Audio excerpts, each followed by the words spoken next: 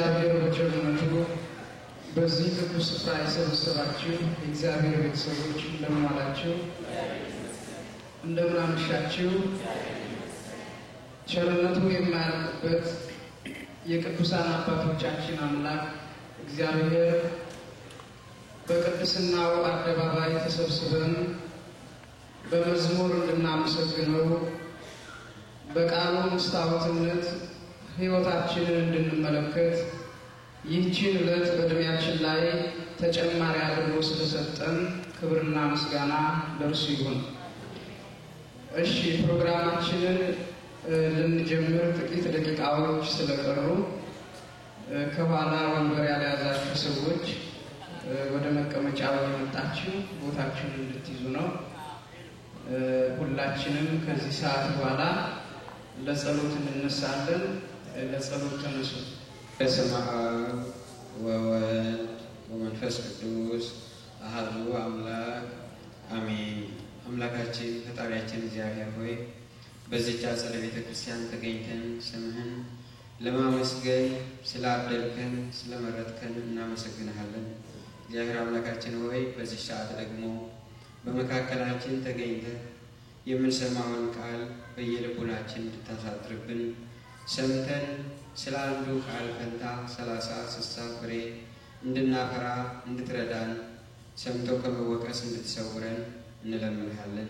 እግዚአብሔር አምላካችን ሆይ ለወንድማችንም ጥበቡን ዕውቀቱን እንድትገልጽልን ለእኛም የምንሰማበትን አእምሮ እዝነ ልቦና አይነ ልቦና እንድታበራልን አባታችን ሆይ ብለን እንለምንሃለን። አባታችን ሆይ በሰማያት የምትኖር ስምህ ይቀደስ፣ መንግሥትህ ትምጣ፣ ፈቃድህ በሰማይ እንደሆነች እንዲሁም በምድር ትሁን።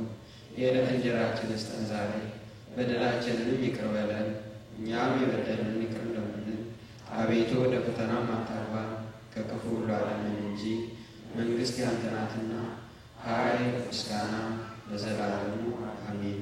እመቤታችን ቅድስት ድንግል ማርያም ሆይ በመልአኩ ቅዱስ ገብርኤል ሰላምታ ሰላም እንልሻለን። በሐሳብሽ ድንግል ነሽ፣ በሥጋሽም ድንግል ነሽ። የአሸናፊ እግዚአብሔር እናት ሆይ ሰላምታ ለአንቺ ይገባሻል።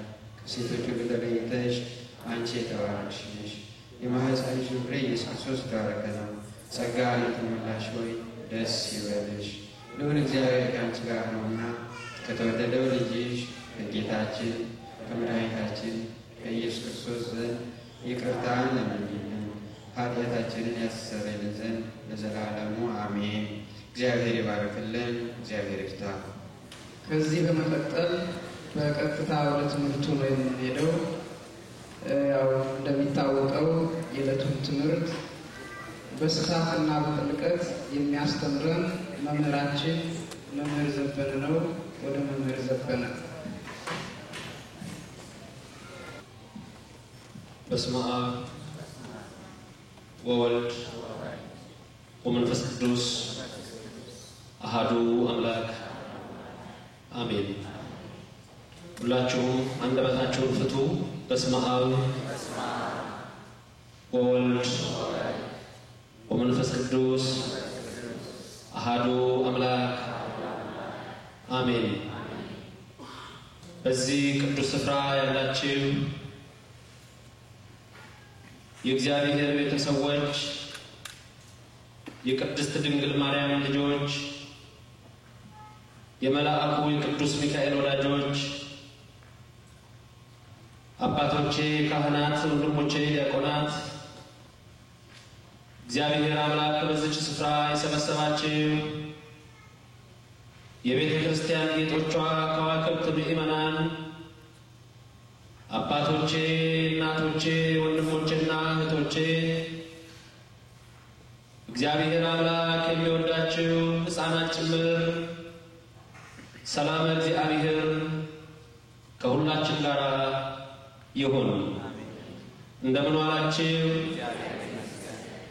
የልቡናችንን ኃጢአት እሱን የማስከፋት የዕለት ከንቱ ሐሳብና ክፉ ግብራችንን ሳይመለከት እንደ መሐሪነቱና እንደ ይቅር ባይነቱ እንደ ቸርነቱ ብዛት በዚች በተቀደሰ ስፍራ ሁላችንን ሊያስተምረን ሊመክረንና ሊገስጸን የወደደ ኃጢአታችንን ሊያስወግድ ጭንቀታችንን ሊያርቅ ሁከታችንን በሰላም ሊተካ የፈቀደ በቅዱሳን መላእክቱ አንደበት ያለማቋረጥ የሚመሰገን ሁሉን የሚችል ሰማይን የዘረጋ ምድርን የመሰረተ የሁላችን አባትና መድኃኒት የድንግል ማርያም ልጅ ኢየሱስ ክርስቶስ ከዘላለም እስከ ዘላለም ለስም አጠራሩ ክብር ምስጋና ይግባው።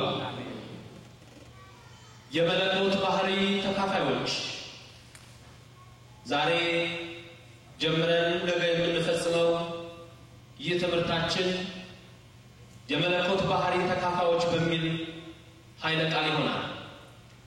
የምትሰሙትን ቃል ሁሉ እግዚአብሔር አምላክ በልባችሁ ያሳድርላችሁ።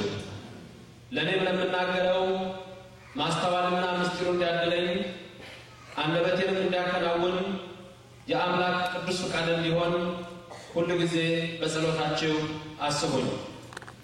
ይህ ቃል የሚሰማችሁ ሁሉ ሐሳብ ሕሊናችሁ በሰማያት ይኑር። ያላችሁበትንም ስፍራ እወቁት። የጽድቅን ቃል ደስ በሚያሰኙ ጆሮዎች አድምጡ። አንድም እንኳ በዚህ ቅጽር የራሱን ወሬ የሚያወራ ሰው ከቶ አይሰማም።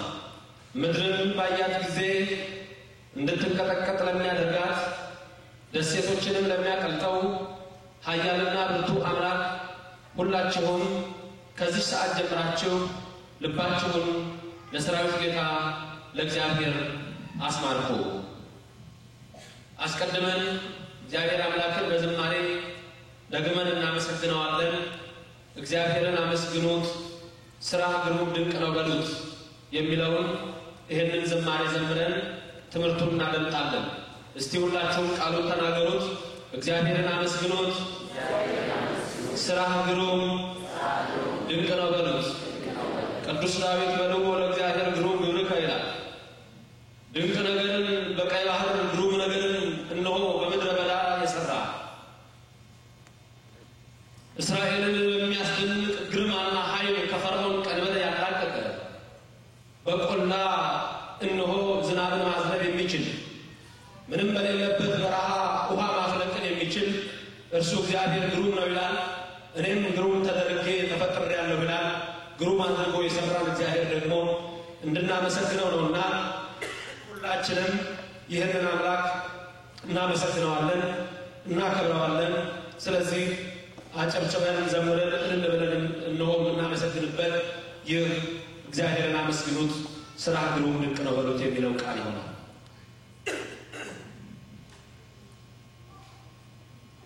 እግዚአብሔር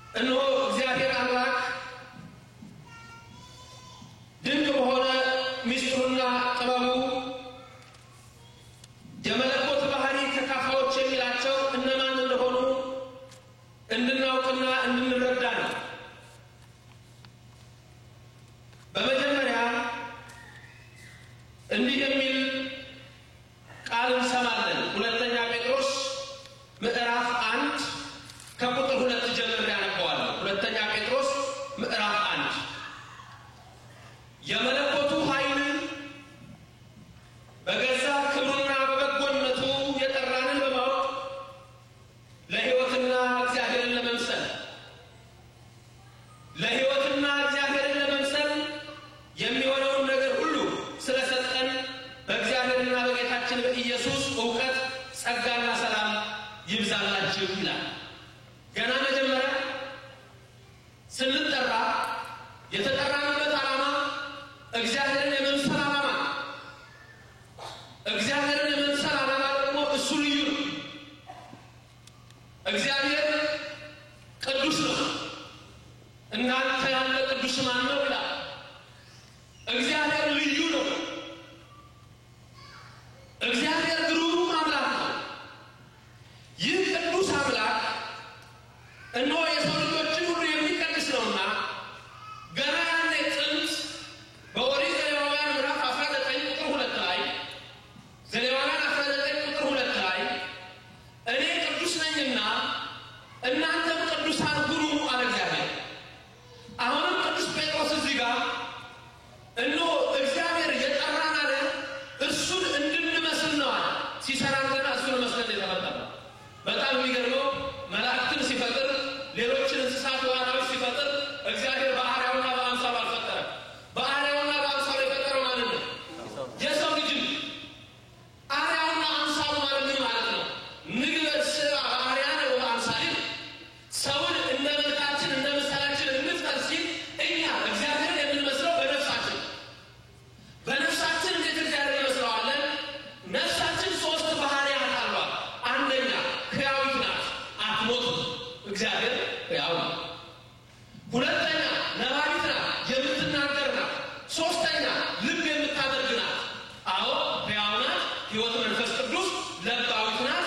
እነሆ ያ የአብን ምሳሌ እነሆ የሚያመጣ ነው። እንደገና ደግሞ ነባቢት ናት፣ የምትናገር። ይሄ ደግሞ የወልድን የሚገልጽልን ይሆናል። በአጠቃላይ ነፍሳችን እነዚህ 3 ባህሪያት ሕያዊነት፣ ነባቢነት፣ ለባዊነት ኖሯል።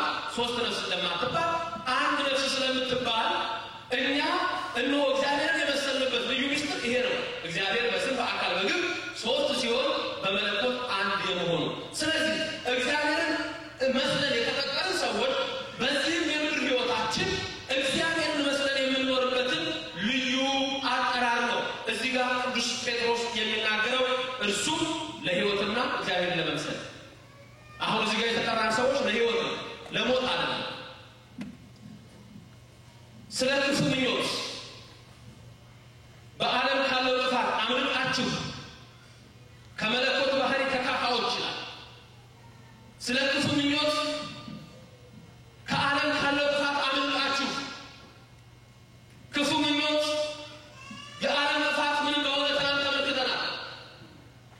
ዛሬ ዓለማችን ስታረግ እያከናወነችው ያለው የሰዶም ምግባር፣ የጣዖት አምልኮት፣ ዘማዊነት፣ ሴሰኝነት፣ ገንዘብን ማግኘት፣ ማምለክ፣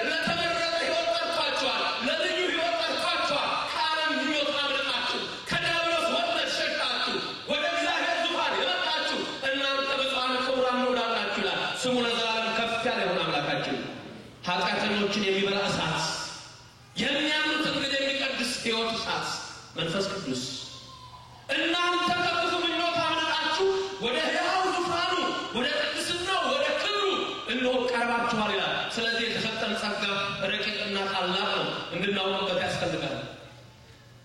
አዎ ዛሬ ሰዎች ሲያርጉ ዓለም እግዚአብሔር ሁለተኛ አላጠፋም ብሏልና አላጠፋም ያለው በፍልውሃ ስመጣ አንድ ጠይቃኝ ነበር። አላጠፋም ያለው እግዚአብሔር በቃ ሁለተኛ አላጠፋም ማለት ነው? በፍልውሃ አላጠፋም ነው ያለው። እሳት አዝምቢያውን አላጠፋም ነው ያለው። ግን ዓለምን በጠቅላላ ለፍርድ ጠራታለሁ ነው የሚለው። ሁሉም የሥራውን የሚያገኝበት አለ። መልካም የሰሩ በቀኝ ክፋት የሰሩ በግራ የሚቆሙበት። ስለዚህ እናንተን እግዚአብሔር ለሕይወት ጠራችሁ አለ። በክብር ሊያቆማችሁ የዘላለም ሕይወት ሊያድላችሁ እናመሰግነዋለን። በዚህ ሰዓት የምንሰማው የልዑል እግዚአብሔር ቃል ነው። ተራ የሆነ ቃልን አይደለም፣ የኃያሉን አምላክ ቃል ነው። ስለዚህ ጆሮቻችን ደስ በሚያሰኝ ሁኔታ የወንጌል ዜና ያደምጣሉ። እሱም የጠራን ለሕይወት ነው። እግዚአብሔር ሕይወትን ለሁላችሁ ያድላችሁ። ከዓለም ምኞት ካለው ጥፋት አመልጣችሁ ከመለኮት ባህሪ ተካፋዮች በተስፋ ቃል የምትሆኑ በእነዚያ ክብርና በጎነት የተከበረና እጅግ ታላቅ የሆነ ተስፋ ሰጠን ይላል። እዚህ ጋር የፈለኩት አሁን የመለኮት ባህሪ ተካፋዮች የመለኮት ባህሪ ምንድን ነው? ራሱ ባህሪ ምንድን ነው? መለኮት ምንድን ነው? የዛ ተካፋዮች ናችሁ ነው። መለኮት አዎ እነሆ አምላክ ማለት ወይም መለኮት ማለት ለዘላለም እነሆ የሚመለክ ዓለም ሁሉ የፈጠረ የአምልኮት ስግደት እየተሰጠው ዓለም ሁሉ የሚመለከትለት ዛሬ በእያንዳንዳችን ሕሊና በእያንዳንዳችን መንፈስ ውስጥ እግዚአብሔር እንዳለ ፈጣሪ እንዳለ የምናውቅበት ያ ልዩ መንፈስ የሰጠን እርሱ እግዚአብሔር አምላክ እነሆ እርሱ ለዘላለም አንድ ሆኖ በመለኮቱ የሚኖር ነው። ስለዚህ መለኮቱ በእኛ በሙላት ይገለጻል ይላል ቆላስይስ ምዕራፍ 2 ቁጥር 9። መለኮት ስንል አምላክን መጥራት ነው። በቀላሉ ለእናንተ በሚገባችሁ ነው። አምላክ እግዚአብሔር ባህሪ ማለት ደግሞ እያንዳንዱ ነገር የራሱ መገለጫ ነው። ባህሪ አለ። አሁን ባህሪ ስንል ሰው ካደገ በኋላ የሚያመጣው የራሱ ባህሪ ይኖረዋል፣ ጸባይ። ሁለተኛ ደግሞ የተፈጥሮ ባህሪያችን አለ። የኛ የተፈጥሮ ባህሪ ነው መሞት፣ የተፈጥሮ ባህሪ ነው መብላት፣ የተፈጥሮ ባህሪ ነው መራብ፣ የተፈጥሮ ባህሪያችን ነው መጠማት። ሳይጠማ የሚኖር ሰው የለም፣ ያ የተፈጥሮ ባህሪ። ሳያንቀላፋ የሚኖር ሰው የለም፣ ያ የተፈጥሮ ባህሪ። የመለኮት ባህሪ ደግሞ ምንድን ነው? አለመሞት። የመለኮት ባህሪ ደግሞ ምንድን ነው? አለማንቀላፋት። የመለኮት ባህሪ ምንድን ነው? ሙት ማንሳት። የመለኮት ባህሪ ምንድን ነው? ዕውሩን እንዲያይ ማድረግ። የመለኮት ባህሪ ምንድን ነው? በውኃ ላይ እየረገጠ መሄድ። ከምሽቱ 4 ሰዓት በገሊላ ባህር በጥብርያዶስ ኢየሱስ ክርስቶስ ልክ እንደ ምድር በውኃው ላይ እየረገጠ ይሄድ ነበር ይላል። ይህ የመለኮት ባህሪ ነው። የአራት ቀን ሬሳ አልዓዛርን ከመቃብር አወጣው። ተነስ አልዓዛር ውጣ። ይህ የመለኮት ባህሪ ነው። የማይታየውን ነገር ሩቅ ያለውን መመልከት የመለኮት ባህሪ ነው። የእኛ አይንማ ግድብ ነው። ይሄ ግድግዳን ሸፍኖታል። የመለኮት ባህሪ አለመሞት ነው። የመለኮት ባህሪ አለመድከም ነው። የመለኮት ባህሪ ሁሉን ማወቅ ነው። የመለኮት ባህሪ አምላክ የሚሳነው ነገር የሌለው መሆኑን መረዳት። የዚህ ባህሪ ተካፋዮች ናችሁ የተባሉ ሰዎች አሉ። ስለዚህ እነዚህ እነማን ናቸው? እግዚአብሔርን ስንጠራው የነገሥታት ንጉሥ፣ የጌቶች ጌታ፣ የአማልክት አምላክ ብለን እንጠራዋለን። ምን ማለት ነው? እንዲህ ስንል ባህሪ እንግዲህ ይሄ ነው። መለኮት እግዚአብሔር ነው። እኛ እንግዲህ ይህንን ያህል ከተመለከትን ይሄ አሁን የምላችሁ ነገር ምን ማለት እንደሆነ እንድንመለከት እንድናይ እፈልጋለሁ። ለምሳሌ እግዚአብሔርን የመለኮት ባህሪ ያየነው ከድንግል ማርያም ሲወለድ ከድንግል ማርያም ሲወለድ አንድ ልጁ ተረከው ነው። በእቅፉ ያለ አንድ ልጁ ተረከው። ተመልከቱ ዕብራውያን ምዕራፍ 1 ቁጥር 3 ስትመለከቱ ሰው ሲሆን አምላካችን መጥቶ አሳየን። ያ ባለጸጋው ስለኛ ድሃ ሆኖ እነሆ በዚህ ምድር ላይ ተመላልሶ ትምህርት ሰጠን፣ አሳየን፣ ገለጠልን። ይህ ነው እንግዲህ እግዚአብሔር ለኛ የሰጠው ልዩ ጥበብ። ስለዚህ የመለኮት ባህሪ ተካፋዮች የተባሉት እነማን እንደሆኑ እንመለከታለን ዛሬ። ኦርቶዶክስ ተዋሕዶ እምነቷ ከሌሎች እምነቶች ጋር ሳይመሳሰል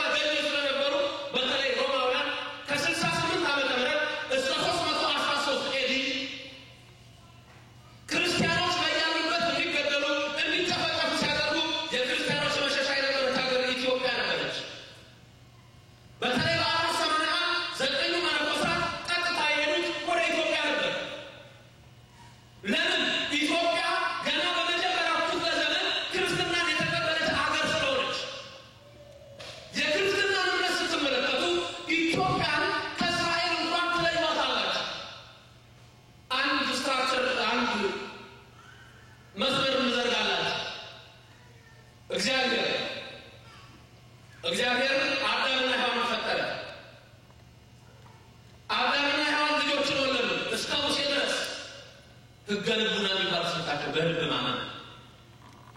በሙሴ ሰዓት ደግሞ ምን ተሰጣቸው? ኦሪት ተሰጣቸው። ከኦሪት ጀምሮ ደግሞ እስከ ክርስቶስ ድረስ ኦሪት ከሰለጠነች በኋላ ክርስቶስ ከመጣ በኋላ ደግሞ ምን መጣች?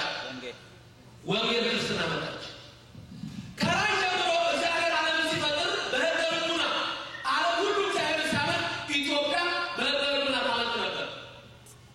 ታሪክን ስትመረምሩ ኢትዮጵያ ምን አይነት ሀገር መሆኗን ስትመለከቱ ይገርማቸዋል። ሙሴን መመሪያ የሰጠው ማን ነው? ሙሴ ግብፅ ነበር የነበሩት። ከግብፅ መከራ ሲመጣበት ወዴት ይሰደዳል? ወደ ኢትዮጵያ ድንበር። ኢትዮጵያዊቱን ያገባል ሲፓራ። ኢትዮጵያዊቱ ሲፓራ ሲያገባ የሲፓራ አባት የሙሴ አማት ራጉኤል በሌላ ስሙ ዮቶር የተባለው እንዴት አድርጎ ሕዝበ እስራኤልን ወደ ከነዓን ይዞ መግባት እንዳለበት ካህኑ ይላል። ካህን ነበረ ዮቶር። ያ ካህን ግን ምን ነበር? በሕገ ልቡና ለእግዚአብሔር ይሰዋ ነበር። ኢትዮጵያ ይሰው ነበር መስዋዕት ለእግዚአብሔር። ያ ለሙሴ መመሪያ ሰጠው። ተመልከቱ። አብርሃምን ስትመለከቱ አብርሃም የኮረብታውን ነገሥታት ድል አድርጎ ሲመጣ በእግዚአብሔር በሳሌም ሸለቆ የእግዚአብሔር ሸለቆ የሚባል አለ። ይህ ወደዛ ወደ እግዚአብሔር ሸለቆ ግባ። በዛ አንድ ንጉሥ ታገኛለህ፣ የሳሌም ንጉሥ። ስትደርስ 3 ጊዜ ብለህ ተጣራ። የእግዚአብሔር ሰው ሆይ፣ የእግዚአብሔር ሰው ሆይ፣ የእግዚአብሔር ሰው ሆይ ብለህ ተጣራ። አንድ ሰው ይወጣል። የዛን ጊዜ አስራት በኩራት ለሱ አስራት ለሱ ስጠዋል። የኮረብታውን ነገሥታት ድል አድርጎ ሲመጣ በእግዚአብሔር ሸለቆ ታላቁ አባት አብርሃም ገብቶ እግዚአብሔር እንዳዘዘው 3 ጊዜ ተጣራ። የእግዚአብሔር ሰው ሆይ፣ የእግዚአብሔር ሰው ሆይ፣ የእግዚአብሔር ሰው ሆይ አለ። ጸጉራም ሰው የሚያስፈራ ከበረሃው ወጣ። ያ መልከጼዴቅ ነበረ። አብርሃም ወደቀና ሰገደለት። ቀዳሚያትን አገባ። መልከጼዴቅ ዘር አልተቆጠረለትም አሉ። በእስራኤል ኢትዮጵያዊ ስለነበረ ኤርምያስ ነቢዩ ሽንት ቤት ጉድጓድ ሊገባ አቤሜሌክ ኢትዮጵያዊ አወጣው ይላል። ኢትዮጵያ በሕገ ልቡና ነበረች። ኦሪት ሲመጣስ ነበረች። እምነት የተጀመረው በንግሥተ ሳባ አይደለም። ንግሥት ሳባ ወይም የሳባ ንግሥት የተባለችዋ ኢትዮጵያዊቷ ወደ ኢየሩሳሌም እኮ ሄደችው እንዲህ ብላ ነበር። እግዚአብሔር አምላክ ለሶሎሞን የገለጠለትን ጥበብ እንዲህ ብላ። ማን ሰሎሞን የገለጠለትን ጥበብ? አምላክ ነበረች። ተመልከቱ። በሚኒሊክ ቀዳማዊ ሚኒሊክ በሶሎሞንና በሳባ ልጅ አማካኝነት ብሉይ ኪዳን ወደ ኢትዮጵያ መጣ። ታቦተ ጽዮን የዛን ጊዜ ነው የመጣችው። ተመልከቱ። ታቦተ ጽዮን የዛን ጊዜ ከ318 ሌዋውያን ሕግ አዋቂዎች ጋር የበኩሉ ተሰብስበው ወደ ኢትዮጵያ መጡ። ኢትዮጵያ ሕገ ኦሪትን ጀመረች። 2 ሀገሮች ዓለም ላይ ሕገ ኦሪትን ያምን ነበር። ማናማ እስራኤልና ኢትዮጵያ። ክርስቶስ ሲመጣ ኢትዮጵያ ወዲያውኑ ሕገ ወንጌልን ተቀብላ ክርስቶስን አምና ተጠመቀች። እስራኤል ግን አላምንም አለች። ተመልከቱ። ለዚህ ነው እግዚአብሔር የኢትዮጵያ ልጆች ወደ እግዚአብሔር ይዘረጋሉ ያለው። ለዚህ ነው እናንተ እስራኤላውያን ሆይ ለእኔ አለ ለእኔ እነሆ የኢትዮጵያ ሴት ልጆች ቁርባኔን ያመጡልኛል። ስለዚህ እግዚአብሔር በዚች ሀገር ውስጥ ትልቅ ምስጢር። ለዚህ ነው ትናንትና ስለላችሁ ስለ ቁምራን ኮሚኒቲ ስለ ዴድ ሲ ስክሮልስ ዛሬ በ1947 የዛሬ 50 ዓመት መጽሐፍ አገኘ ብለው ይተረጉሙታል። ተያይዘዋል። ያ መጽሐፍ ግን በኢትዮጵያ ነበረ። ኢትዮጵያ የምስጢር ሀገር ናት። ወንጌሉ አጠቃላይ ስርዓቷ ከመጀመሪያ ጀምሮ የመጣ ስለሆነ ዛሬ ሀብቷ እንቁ ነው። ዓለም ይናገራል። የማያውቀው ነገር አድርገዋል። የነገሥታት ንጉሥ፣ የጌቶች ጌታ፣ የአማልክት አምላክ። አሁን አንዳንድ ሰው ያሳዝናል። ስለ ሰው ለመናገር እኛ የሰው ጠላት የለንም። ጠላታችን አንድ ያብሮስ ነው። በተለያየ እምነት የሄዳችሁ ሰዎች አላችሁ እዚህ ውስጥ ወይም ሌሎች ዘመዶቻችሁ ጓደኞቻችሁ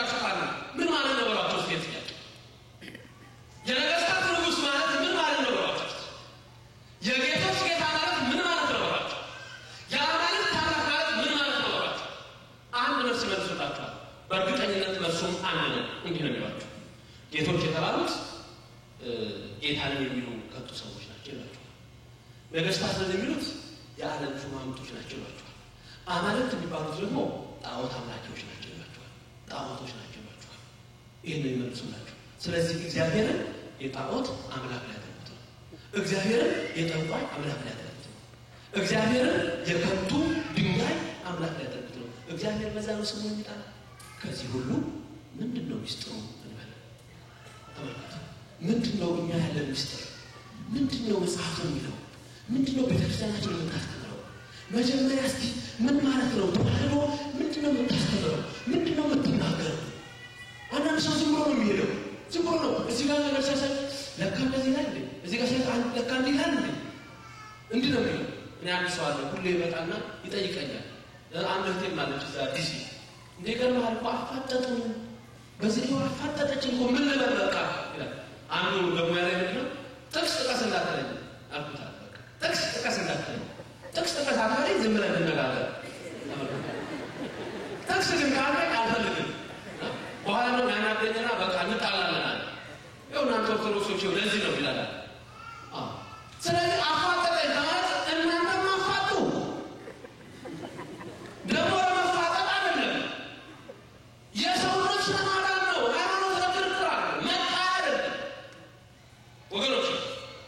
ሃይማኖት እኮ ማለት የቦክስ ውድድር አለ። የታይሰንና እኮ የሊውስ የ12 ዙር ቦክስ አለ ሃይማኖት። ሰው አምኖ ከእሳት የሚወጣበት እግዚአብሔር ለሰው ልጆች የሰጠው ትናንት ምናየ መንገድ ነው። የነፍስ መንገድ ነው። አዎ ያ ወንድሜ ነው ጥቅስ ያለኛል። እኔ አጣ እነሱ ኃይለኞች ናቸው፣ በጥቅስ ኃይለኞች ናቸው ይላል። ከስምንት ጥቅስ ሌላ አያውቁም። እስኪ አልኩት ይሄን ሰው ደግሞ ታገኘዋለህ ስትነጋገሩ ዝም ብለህ ጥቀስለት አልኩት። አሁን ለምሳሌ አንድ ያንዳና የታገኘው ጥቅሱ ሲለኝ ዝም ብለህ ማቴዎስ 40 ብለህ ሄደ ይነጋገር።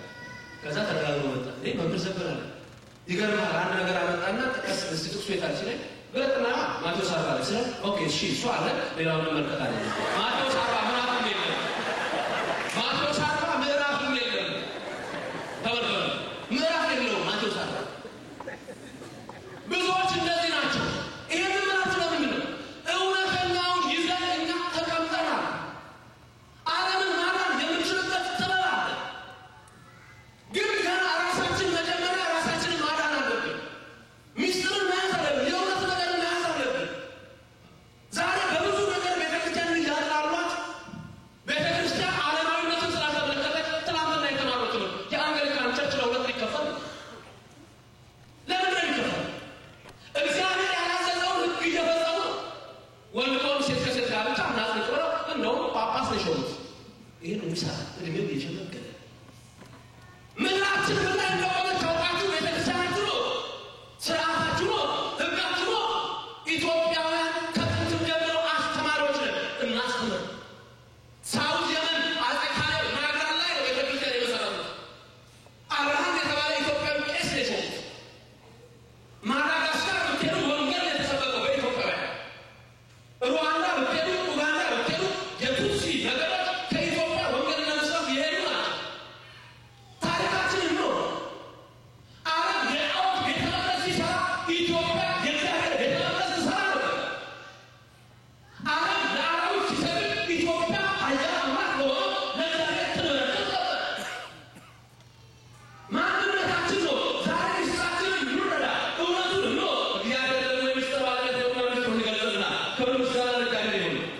እግዚአብሔር ከእኛ ጋር ይሁን። የዲያብሎስን ኃይል ያስወግድልን። የሚያስተምረን የሚያስደነግጥ ነገር አንዳች አይሆንም። እግዚአብሔር ብርሃኔና መድኃኒቴ ነው። ሁለቴ ዘመንና ወደ ቃሉ እንገባለን። እግዚአብሔር ብርሃኔና መድኃኒቴ ብርሃኔና መድኃኒቴ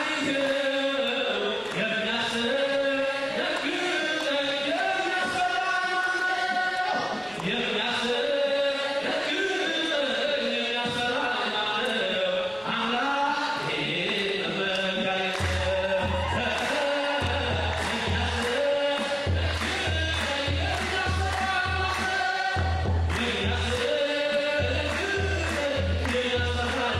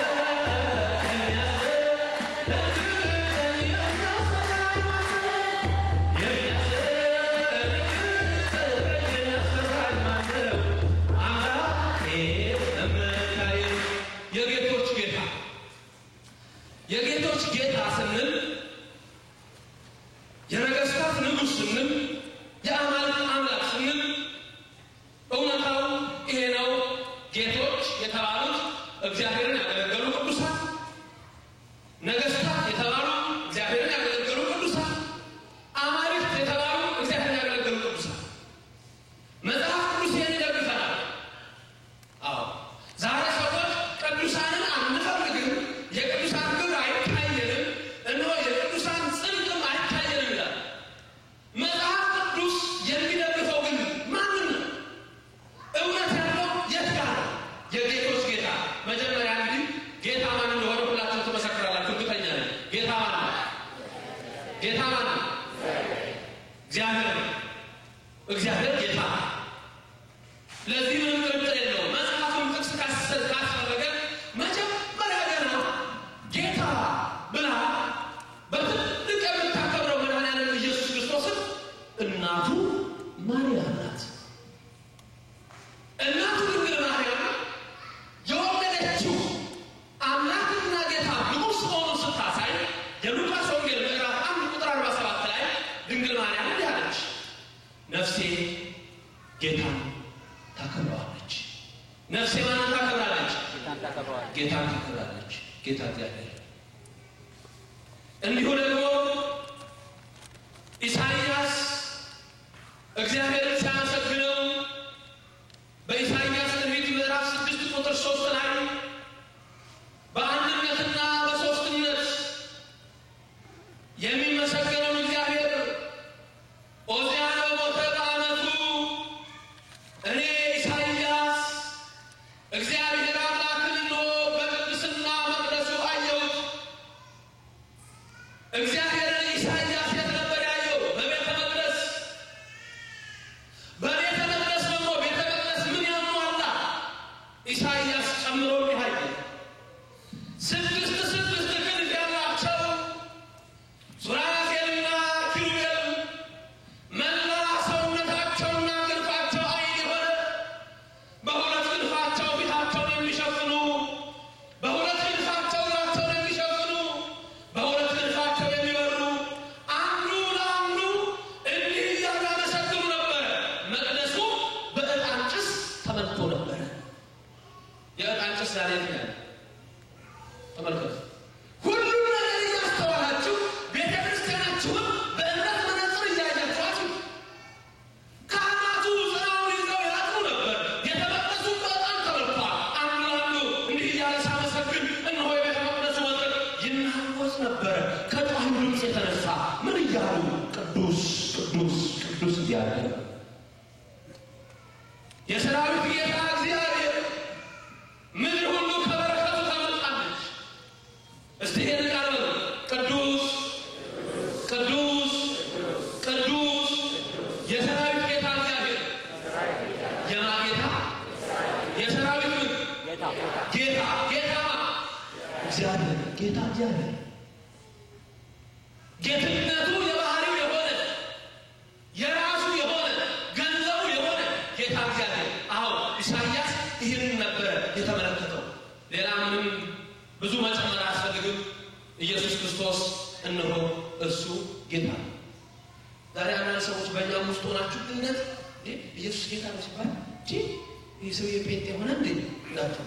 እኔ አንድ ጊዜ ይለኛል አስይዝ ያለው አንድ ልጅ ነው እና በቃ እንዲታወቅለት ፈልጓል መሰለኝ ወደዛ ልጅ እና አንዱ ይጠራውና ከሩ እንደምን ደህና ነው ሆይ እንደምን አንተ ደህና ነው ኢየሱስ ጌታ ነው ደህና ነኝ። አሁን ያቀረበ ለምስክር ወደ ደቡብ ስትሄድ ደግሞ አንዳንድ ቦታዎች አሉ። ወደ ደቡብ ላይ አንዳንድ ቦታዎች ላይ እንደመፈክር ያሉት እንደምን ኢየሱስ ጌታ ነው ደህና ዋልኩ። ገበያ ሄዳችሁ እንደዛ ስንት ነው የጎመን? ኢየሱስ ጌታ ነው 2 ብር ነው በለሻሸም እንዴ ኢየሱስ ጌታ ነው። እሺ ብር 50 ወሰደ። አይ ለምን 50 ወሰደ? ኦኬ እሺ ኢየሱስ ጌታ ነው 1 ብር ወሰደ። አሁን ምን ማለት ነው? እግዚአብሔር አምላክ ስሙን በከንቱ ለሚጠሩት ሰዎች ከንቱ ያደርጋል። ኦሪት ዘጸአት ምዕራፍ 20 ቁጥር 7 ስትሰሙ የእግዚአብሔርን ስም በከንቱ ለሚጠራው እግዚአብሔር ከንቱ ያደርገዋል። ለስም አጠራሩ ክብር ይግባውና ለእግዚአብሔር ስም አጠራር ክብር አለ።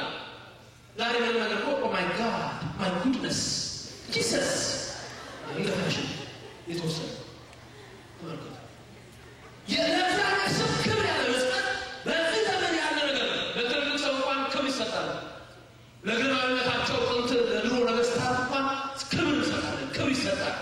እንኳን በዛ ዘመን ነበር ግን ክብር ይሰጣል። ለስም ክብር ይሰጣል። ለትልቅ ሰዎች ክብር ይሰጣል። እንደዚህ ብሎ ብቻ ለእግዚአብሔር ስም አሁን በእኛ ውስጥ ደግሞ አለ እንደሌላው ነው። ትናንትና ሚካኤል እየሰገደ ተው እንጂ እግዚአብሔርን፣ ሚካኤልን፣ ገብርኤልን፣ ማርያምን ምንድነው እንደሆነ ያው ተመልከቱ። የእግዚአብሔር ስም ራሱ ለአጠራሩ ክብር የሚገባው የቅዱሳን ስም ክብር የሚገባው አሁን ስለዚህ ኢየሱስ ጌታ ነው በሚባልበት ሰዓት አንዳንድ ሰዎች ጠረጠረ ትምህርት ሳይኖራቸው ቀር ሳይሰሩ ቀርና እንዴ ኢየሱስ ጌታ ነው እንዴት ኢየሱስ ጌታ ነው ትላለህ አንተ ብለህ ነው እንጂ እና አስፋችሁ የሚያስቱት የጠፉት ይዘዋችሁ እንዳይጠፉ የጠፋ ዲያብሎስ ነው ይዟችሁ እንዳይጠፋ በማስተዋልና በእውነት መስማት በማስተዋል ልክ ነው። እግዚአብሔር ጌታ ነው። ግን ጌታ ብለን እንበቃለን ወይ?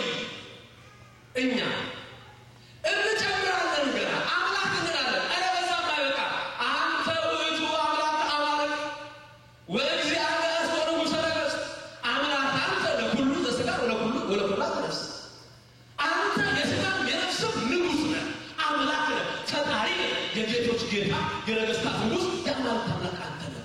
ስለዚህ ጌቶች ስንል ቅዱሳንን ነው። ቅዱሳንን ጌቶች ማለታችን እቺ ቤተክርስቲያን ጌቶች ብላ ማክበሯ ከመጽሐፍ ቅዱስ አግኝታ ነው ወይስ እንግዳ ነው?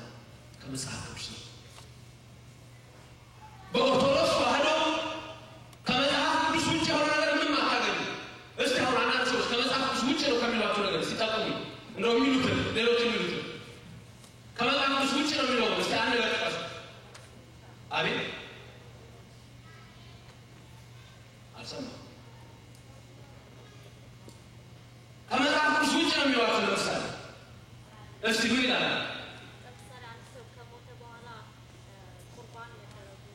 ከሞተ በኋላ ለሰውየው ፍትሐት መደረጉ ለምሳሌ በቤተክርስቲያን ውጭ ይላል።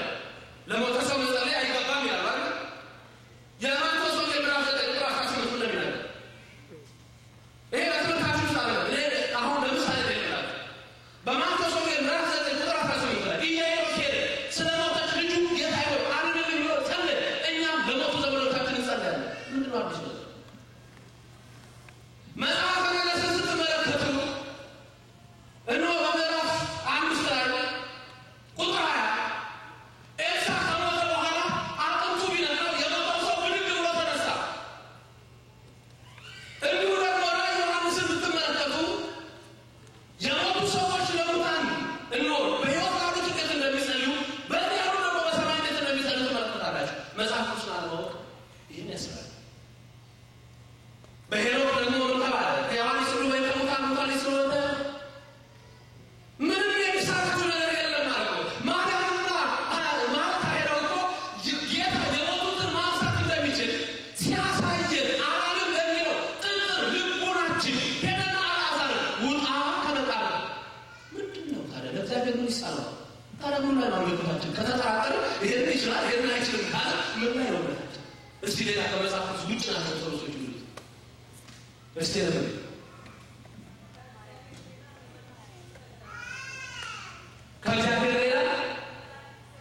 ከእግዚአብሔር ሌላ ለመላእክት ሰግዳላችሁ ለቅዱሳን ሰግዳላችሁ ያሉ አይደል? ይሄንን አልመጣበትም። አንደኛ የልጆች የመስዋዕት ወሰነ ቃሴት ስሙ። ሁለተኛ አሁን ማስተምራችሁ ስሙ። ለምሳሌ ጌቶች ብለን እንሰግዳለን አይደል? ለቅዱሳን ለምን እንሰግድ? ተመልከቱ። ስለዚህ ይህቺ ቤተክርስቲያን ከመጽሐፍ ቅዱስ ውጭ የሆነ ነገር አታገኝም። ዛሬ ግን እነሱ ብዙ እየሰሩ ከመጽሐፍ ቅዱስ ውጭ ማን እንደሆነ እዩ። በተለይ እዚህ ካሴት ላይ ስትሰሙት ውስጡ በመሀል የምትሰሙት የእነሱ ስብከት ነው።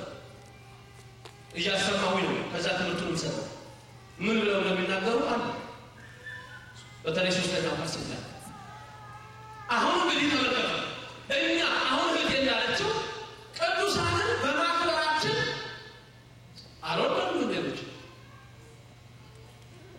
ኢየሱስ ክርስቶስ ደግሞ እንዴት እንደሚወደን እንዴት እሱ ራሱ ቅዱሳንን እንደሚወዳቸው መጀመሪያ እንስማ። ጌታ እሱ ነው። አሁን እንግዲህ የምንመለከተው ነገር እሱ ነው። ቅዱሳን ጌታ እየተባሉ እንዴት እንደሚጠሩ ሁለተኛ ነገሥት ምዕራፍ 4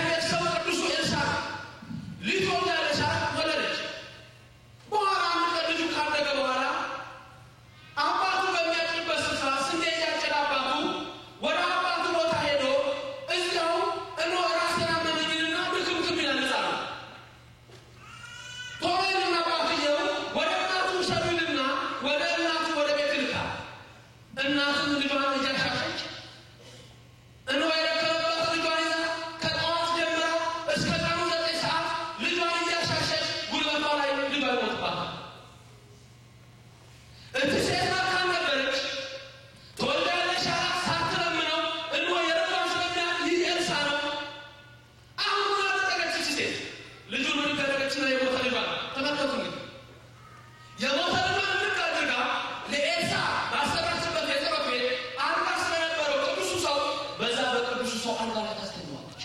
ሕፃን ታስተኛውና የሮጠች ወደ ኤልሳ ትሄዳለች። ገያዝ የሚባል ሰው ውጣ እቺ እህት ምን ሆናለች ጠይቅ ያውቃል። ወጣች። አንድ ነገር እንዳለችው ኤልሳ ጌታዬ ሆይ ተመልከቱ ቅዱሱን የእግዚአብሔር ሰው ምን ብላ እንደምትጠራች ሴት አማኝነቷ አንደኛ ልጇ ሞተ። ከሞተ በኋላ ግን የመጣችው ወደ ኤልሳ ጌታዬ ሆይ ልጅ እንድትሰጠኝ አስቀድሜ ለምኜህ ነበረን? ወደ እግዚአብሔር ስንሆ ልጅ እንዲሰጠኝ ጠይቅልኝ አልኩን ለመንኩን? በድጋ ለምን ሊናልቻቃል ልጁ ሞታ ለተከተኛል ሄደ። ሌላ ታሪክ አለ። ስለ ገያዝ ገባ እንሆ በልጁ ላይ ጸለየ። ጌታዬ ብላ የጠራችው እግዚአብሔር ሰው ከዛ በኋላ ጸልዩ ልጁ ብድግ አደረገና ይኸው ልጅ ሸላት። እግዚአብሔር የተመሰገነ ይሁን። እምነት ይሄ ነው። እቺ ሴት እግዚአብሔር ስራ ነበረው ይህንን ሰው መምራ የጠራችው ጌታዬ። ዛሬ እኛ እግዚአብሔር ያከበራቸውን ሰዎች ጌታዬ ብለን እንጠራለን። ተመልከቱ ጌታ የጌቶች ጌታ የተባለበት ሚስጥርና መላላቸው ኤልሳ እንዲሁ ኤልሳ ሌላው ሰው እንደዚሁ የተናገረው አንድ ቀን ቤት ሊሰሩ ሁለተኛ ነገሥት ምዕራፍ 6 ቁጥር 5 ላይ ሁለተኛ ነገሥት ምዕራፍ 6 ቁጥር 5 ላይ አንድ ሰው መጥረቢያ ተውሶ ነበር። ከሰው መጥረቢያ ተውሶ እንጨት ሲቆርጥ መጥረቢያ ባህር ውስጥ ገባበት። ሄደና ወደ ኤልሳ ምን አለ? ኤልሳ እንግዲህ በምን ያውቃለታል? ተመልከቱ መጥረቢያውን ተውሶ ባህር ውስጥ ገባ። ያን መጥረቢያ እንግዲህ ማውጣት የሚቻለው በኋላ ነው። ሰውየው ራሱ ገብቶ ማውጣት ይችላል፣ ግን ጥልቅ ነው። በኋላ እናውጣ አይደለም። ስለዚህ የማይቻለውን ሊያደርግ የሚችል እግዚአብሔር የሾመው አለ ሁልጊዜ በምድር ላይ። ሄደ ወደ ኤልሳ ምን አለ? ጌታዬ ሆይ ከውሻ ያመጣሁት መጥረቢያ ነበረ፣ ዛፍ ስቆርጥ ነው ወደቀና ባህር ውስጥ ገባብኛል። እባክህን አለ። አንድ መፍትሄ ያገኛል። ዛሬ በቸገረን በጨነቀን ሰዓት ወደ ቅዱሳን የምንጮኸው ዝም ብለናል። ኤልሳ ስልጣን የሰጠው እግዚአብሔር ወደ አሜሪካ ኤልሳ የሰራው ነገር ደግሞ የሚገርም ነው። እንጨት ቆረጠና እንጨቱን ወረወረ። ተመልከቱ እንጨቱን ወደ ባህር ውስጥ ወረወረ። እንጨቱ ሰጥቶ ባህሩን ብረቱን ይዞ ወጣ። እንደዚህ ሆነ እንዴ? መስጠም ያለበት ማን ነው? ተመልከቱ ብረቱ እነሆ ሰምጧል። እንጨቱ ገብቶ ሰጥቶ እንጨቱ ሰጥቷል እንዴ? አይሰጥም ማለት ከላይ እንሳፈፍ ገብቶ ግን ብረቱን እንደገና ይዞት ይወጣ አይደለም። ይህ ሚስጥር አለው፣ የተዋህዶ ሚስጥር። የማይሞተው ኢየሱስ ክርስቶስ ሞቶ ሲሆን የገባው አዳምን አወጣ። የማይሰምጠው ላይ ሰመጠው። አሁን እዚህ ጋር ምንድን ነው የፈለጉት? ይሄ ሰው ምን ብሎ የጠራው ኤልሳ? ጌታዬ። ተመልከቱ ያቺ ሴት ምን ብላ የጠራችው? ጌታዬ። ሌላ ይሄ በብሉይ ኪዳን ይላቸዋል። ይህ ስትነግሯቸው የማያመሰው ይሄማ በብሉይ ኪዳን ነው ጌታ የተባሉት በብሉይ ኪዳን ነው። በአዲስ ኪዳንማ አይባሉም ሊሏችሁ ይችላል። የሐዋርያት ሥራ ምዕራፍ 16 የሐዋርያት ሥራ ምዕራፍ 16 ቁጥር 30 እናንተም እምነታችሁን ቢቀራ ሌሎችንም እንድታድኑ። የሐዋርያት ሥራ ምዕራፍ 16 ቁጥር 30 ላይ ጳውሎስና ሲላስ ወንጌልን ሲያስተምሩ እንዳያስተምሩ ተብለው ታስረው ነበር። በሰንሰለት እጃቸው በሰንሰለት እግራቸው ታስሮ በወህኒ ቤት ውስጥ ተጥለው የብረት መዝጊያ ተዘግቶ ከብዙ እስረኞች ጋር ታስረዋል። ሌሊት ይዘምራሉ። ተመልከቱ ሌሊት በጨለማ ውስጥ ምን እያደረጉ ነው? ጳውሎስና ሲላስ እየዘመሩ ነው። ዛሬ ሰው ሌሊት ይሰራል፣ ይዘምራል። ለማን ነው የሚዘምረው? ብዙ ነገር አለ መቼም ምሽት ላይ ዓለማችን ብዙ ቦታ አላት። አዎ ብዙ ነገር አለ። ዓለም ዛሬ አንድም ወደ ክደት የመራው የዝሙቱ ዳንኪያ ነው። ወደ ጥፋት የመራው የሴሰኝነቱ ጭፈራ ነው። የእግዚአብሔር ቃል ምን አለ? በዚያ ከአጋንንት ጋር የሚጨፍሩ አሉ። ከአጋንንት ጋር የሚጨፍሩ አሉ።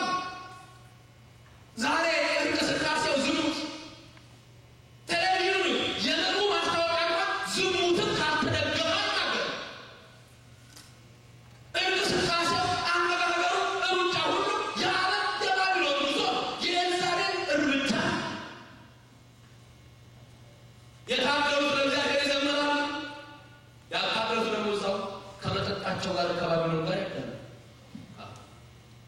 የተጠጣ ጭፈራ ነው። ብልጭልጮቹ መብራቶች ይማርካሉ። የብዙዎች መሳቢያ አንዳንድ ስማ በሰማይ ያለ ይመስላል። ገነት በሰማይም ጭፈራ ይመስላል። ያን ሰጣሪ ነገራችሁ የዚህ ምድር በቃኝ አለና ወደ ገነት ሊሄድ ነው። በቃኝ የዚህ ምድር ወደዛ ሲሄድ ገነት ገባ። ገነት እሱ የመሰለው በቃ ሲገባ ጸጥ ሆነበት። ግን እንደዚያ አይደለም። ያንን ሰው እግዚአብሔር ነው የሚላቸው። እዛ ምስጋና ስለዛ እናገራናቸው እና እዛ ውስጥ ሆነው ሲያይ ምንም የለም። ወደታች ቆሞ ሲመለከት ጭፈራ፣ ዳንኪራ፣ እዛ ሌላ ነገር ነው። ሰማይ ቤትም ሽወዳለን የተገባው ለፈልገው ገነት ነው። ደስታ ያለበት ምንድን ነው ነገር አለ ያ ያሉና ናፈቀው ነው። ከዛ በኋላ አንዱና ምንድን ነው ነገር አለ እኮ ገነት ነው ባፈልግ እኮ ያለው ገነት ነው አይደለም። ገነት አለ ክርክር ጀመረ። የት አለ? ያው እዛ ጭፈራው ቀርቶ ዳንኪራው ቀርቶ ቤት ፈልጋለሁ አንሳት ነው። ልክ እዛ ሲገባ ተቀባበሉና አስቀንጥረው ወደ ጨለማ ውስጥ ከተቱ። እኔ እኮ የፈለኩት እዛ ጭፈራው ጋር ነው መስማት አለ የፈለኩት ያን ፈልጌ ነው የመጣው። እቺ መሳሪያችን ናት። ዓለም ዛሬ ዲያብሎስ ይልጸው ነው። በጭፈራው ተስቧል፣ በዳንኪራው ተስቧል፣ በዝሙቱ ተስቧል፣ በዓለማዊነት ተስቧል። ጭራሽ ይሄንን ዛሬ ቀኑ ምንድነው? ይሄንን ጭፈራ ቤተ መቅደስ ውስጥ ካላቆም ነው ተመልከቱ። እዚህ ካላመጣ ነው የተዋህዶ ልጆች የእውነተኛ ክርስቲያን ልጆች ዓለም ይሄንን ግፍና ተንኮል ይዛለች። ጳውሎስና ሲላስ ይዘምራል፣ ለእግዚአብሔር ይዘምራል። ያው ታስረው በሰፈር ለእግዚአብሔር ይዘምራል። ቅዱስ ዳዊት በአሕዛብ ሀገር ሕግህና ትእዛዝህ መዝሙር ሆነች ይላል። እግዚአብሔር በማይመለክበት ሕግህ መዝሙር ሆነ። ቀንና ሌሊት አሳስረዋል። ጳውሎስና ሲላስ እጅና እግራቸው ታስሮ ዝማሬ ለእግዚአብሔር። ዝማሬ ደግሞ ውጤት አለው። ወዲያውኑ እስር ቤቱ በብርሃን ተጥለቀለቀ። የጳውሎስና የሲላስ ሰንሰለት ከእጃቸው ተበጠሰ፣ ከእግራቸው ተቆረጠ፣ በሩ ተከፈተ። የእስር ቤቱ ዘበኛ በጣም ምትጠቁር ተብሎ ነበር። ሲመለከት እስረኞቹ አመለጡ መሰሉ። ሰይፉን መዘዘና አንገቱን ሊቆርጥ ሲል ቅዱስ ጳውሎስ ታላቅ ጽድቅ ለምን ነበር ያ ሰው ራሱን ሊገድል የነበረው? እስረኞቹ አመለጡት መስሎት ነው። ቅዱስ ጳውሎስ ይህን ያውቃል። ሰማ በራስ ላይ አንዳች ነገር እንዳታደርግ። አንድ እስረኛ ከዚህ እስር ቤት ያመለጠ የለም። ብትፈልግና ገባና ተመልከት፣ አንዳች ነገር ባንተ እንዳታደርግ። የጳውሎስና የሲላስ ሰንሰለት ተበጥሷል። ያ ሰው እየተንቀጠቀጠ ገባ። አያቸው። በዛ ሰዓት ጨለማውን በብርሃን ተውጧል። የእግዚአብሔር ብርሃን የጳውሎስና የሲላስ ታላቅ ክብር ተገልጧል። የእስር ቤቱ ዘበኛ ምን አደረገ? ወደቀና እግራቸው ጌቶቼ ሆይ እድን ዘንድ ምን ላድርግ አላቸው። ጌቶች ሆይ እድን ዘንድ ምን ላድርግ? ጌቶች የሚባሉት እንዲህ አይነት ክብር ያላቸው ቅዱሳን ናቸው። ዓለም እኮ ሌላውን ጌታ እያለ ይጠራል። አንዳንድ ሌላው እኮ ዓለም ሌላውን እመቤት እያለ ይጠራል። እመቤቶችም የተመረጡ ቅዱሳን ናቸው። እነ አስቴር፣ እነ ዲቦራ፣ እነ ሶስና፣ እነ ዮዲት፣ እነ ፌበን እነዚህ የመሳሰሉ እመቤቶች የእመቤቶች እመቤት ድንግል ማርያም። ዓለም ግን ዛሬ እመቤት እያለ ሌላውን ይጠራል፣ ጌታ እያለ ሌላውን ይጠራል። ይህ የእስር ቤት ዘበኛ እውነተኛዎቹን ጌቶች አግኝቷል። ወደቀና ሰገደ። ጌቶቼ ሆይ እድን ዘንድ ምን ላድርግ አላቸው። እነሱም አምነን ተጠመቅ አሉት። ዛሬ ጌቶችን የምንጠራቸው ቅዱሳን የጌቶች ጌታ ብለን ስንጠራ የእነዚህ ጌታ ማለታችን ነው ኢየሱስ ክርስቶስ። የእነዚህ ጌታ ማለት ነው አምላካችን እግዚአብሔር። ስለዚህ እነሆ ይህ እንግዲህ የምትረዱት የቅዱሳንን ክብር ነው። ዛሬኛ ዝም ብለን አይደለም። መላእክትን ለምሳሌ ጌቶቻችን ምን ጌታዬ ምን ይሄ ማለት አምላኬ ፈጣሪ ማለት አይደለም። ቅዱሳንን እኛ ከእግዚአብሔር ያማልዱናል ብለን እንጂ ፈጥረውናል ብለን አናውቅም። እነሆ እነሱ አምልኮ ስግደት ይገባቸዋል ብለን አናውቅም። እግዚአብሔር ግን በመካከላችን ሲያስቀምጣቸው እነዚህ ሰዎች ታላላቅ ሰዎች ናቸው። አብርሃምን የኬጤ ሰዎች ምን እንዳሉት ነው። አብርሃም በኬጤ ሚስቱ ሞታበት እነሆ የቀብር ቦታ ፈልጎ የኬጤ ሰዎችን ጠየቃቸው። ዘፍጥረት ምዕራፍ 23 ቁጥር 26 አብርሃም ሄደና እንዲህ አላቸው፣ እኔ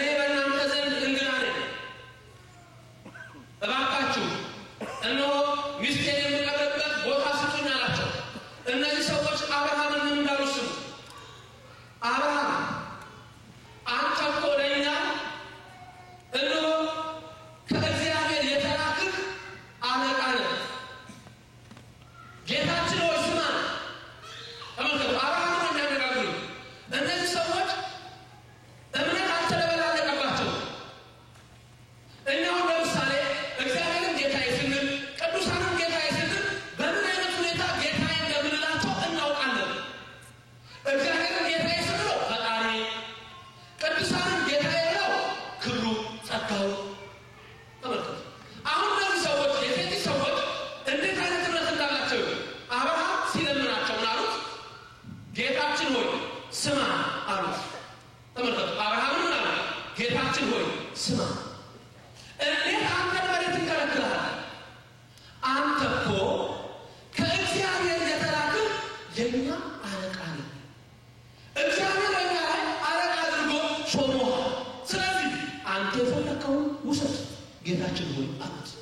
ተመልከቱ ዛሬም እኛ እነዚህ የመጽሐፍ ቅዱስ ቃልና ጥቅስ ይዘን እግዚአብሔር አምላካችንን ጌታዬ ብለን ፈቃዳችን ብለን ስናመልከው እግዚአብሔር የሾማቸውን ቅዱሳን ደግሞ ጌቶች ይላል። ከማገኘ እንደዚህ እየዘረዘርን ከምንመለከተው የመጽሐፍ ቅዱስ ክፍል ነው። ስለዚህ ኢየሱስ ክርስቶስ እርሱ እግዚአብሔር የጌቶች ጌታ ተብሎ ይመለካል። የጌቶች ጌታ ሲባል የቅዱሳን ጌታ ማለት ነው። የኛ ሁሉ ጌታ ይልቁንም ደግሞ በቅዱሳን ላይ ስሙ ክቡር ነው። የእግዚአብሔር ስም በቅዱሳን ላይ ክቡር ነው። የመላእክት ስም ክቡር ነው። መላእክትን ምን ያላቸው? ስሜ በእነሱ አለ። ተመልከቱ ስሜ በእነሱ አለ። በመላእክት ዘጸአት 23:20 ይህን ቃል ትናንት ተመልክተን ነበር። ዘጸአት 23:20 ላይ እግዚአብሔር አለ ወደ አዘጋጀው ምድር ያገባ ዘንድ መልአኬን በፊት እልካለሁ። ስሜ በእሱ አለ። ኃጢአት ብትሠሩ ይቅር አይልም። አታስመርሩት፣ አክብሩት፣ ቃሉን ስሙ ይላል። ዛሬ ማን የመላእክትን ቃል ይሰማል? ተመልከቱ መላእክት ምንድን ናቸው ነው የሚለው? ቅዱሳን ምንድን ናቸው ነው የሚለው? እግዚአብሔር ደግሞ ይላል ስሜ በእሱ አለና አክብሩት፣ መፈራትም ስጡት። ስሜ በእሱ አለ። መላእክት ስማቸው ሁሉ እግዚአብሔር ነው የሚገልጸው። ሚካኤል ስንል ማኑካ ማለት ነው። ሚካ ማለት እጹብ ድንቅ ማለት ነው። ኤል ማለት እግዚአብሔር ማለት ነው። ገብርኤል ስንል ገብር ማለት ሰው፣ ኤል እግዚአብሔር ሰውና አምላክ ማለት ነው። ገብርኤል ናቡከደነፆር እንኳን ወገጹ ለአብርሃም ይመስል ከወልደ እግዚአብሔር የአራተኛው መልክ ፍጹም የአምላክ ልጅ ይመስላል። አናንያ አዛርያ ሚሳኤል ተሳሳውታል። መጨረሻ ዓለምን ሁሉ ከእሳት የሚያወጣው ኢየሱስ ክርስቶስ። ኡራኤል ስንል ኡራ ማለት ብርሃን ማለት ነው። ኦሪት ብርሃን ማለት ነው። ኡራ ብርሃን፣ ኤል እግዚአብሔር ነው። ኡራኤል ስንል ብርሃናዊ እግዚአብሔር ወይ የብርሃን መልአክ ማለት ነው። የብርሃን የሆነ እግዚአብሔር ማለት ነው። ተመልከቱ። ስለዚህ እነዚህን ምን ብለን እንጠራቸዋለን? እነሆ የጌቶች ጌቶች ብለን አክብረን ቅዱሳን ብለን እንጠራቸዋለን። የእነዚህን በረከት ለእኛም ከእግዚአብሔር ዘንድ ትልቅ ነው። የሚገርማችሁ ሁልጊዜ ብላችሁ እንደሆነ አላውቅም ከሰው ጋር ስትነጋገሩ አንድ ጥቅስ ብቻ እንኳን ይወጣል። ሰው ማስተማር ተፈለጋል። ማቴዎስ 10:40 ብቻ ይወጣል። ማቴዎስ 10:40 ላይ ይላል እናንተ የተቀበለ እኔ ተቀበለ። ተመልከቱ ጻድቅን በጻድቅ ስም የሚቀበል የጻድቅን ዋጋ ያገኛል። ነቢይን በነቢይም ስም የሚቀበል የነቢይን ዋጋ ያገኛል። ለተናናሽ ሰዎች፣ ለችግረኞች ሰዎች በቅዱሳን ስም አንድ ብርጭቆ ቀዝቃዛ ውሃ ብትሰጡ ዋጋቸው በሰማይ አይጠፋም። ይህን ተመልከታችሁ? ሰው ለምን ተመልክቶታል? ታዲያ ለምንድን ነው ወደ ማይሆን ስህተት ውስጥ የሚገባው ሰው? በቅዱሳን ስም አንድ ብርጭቆ ውሃ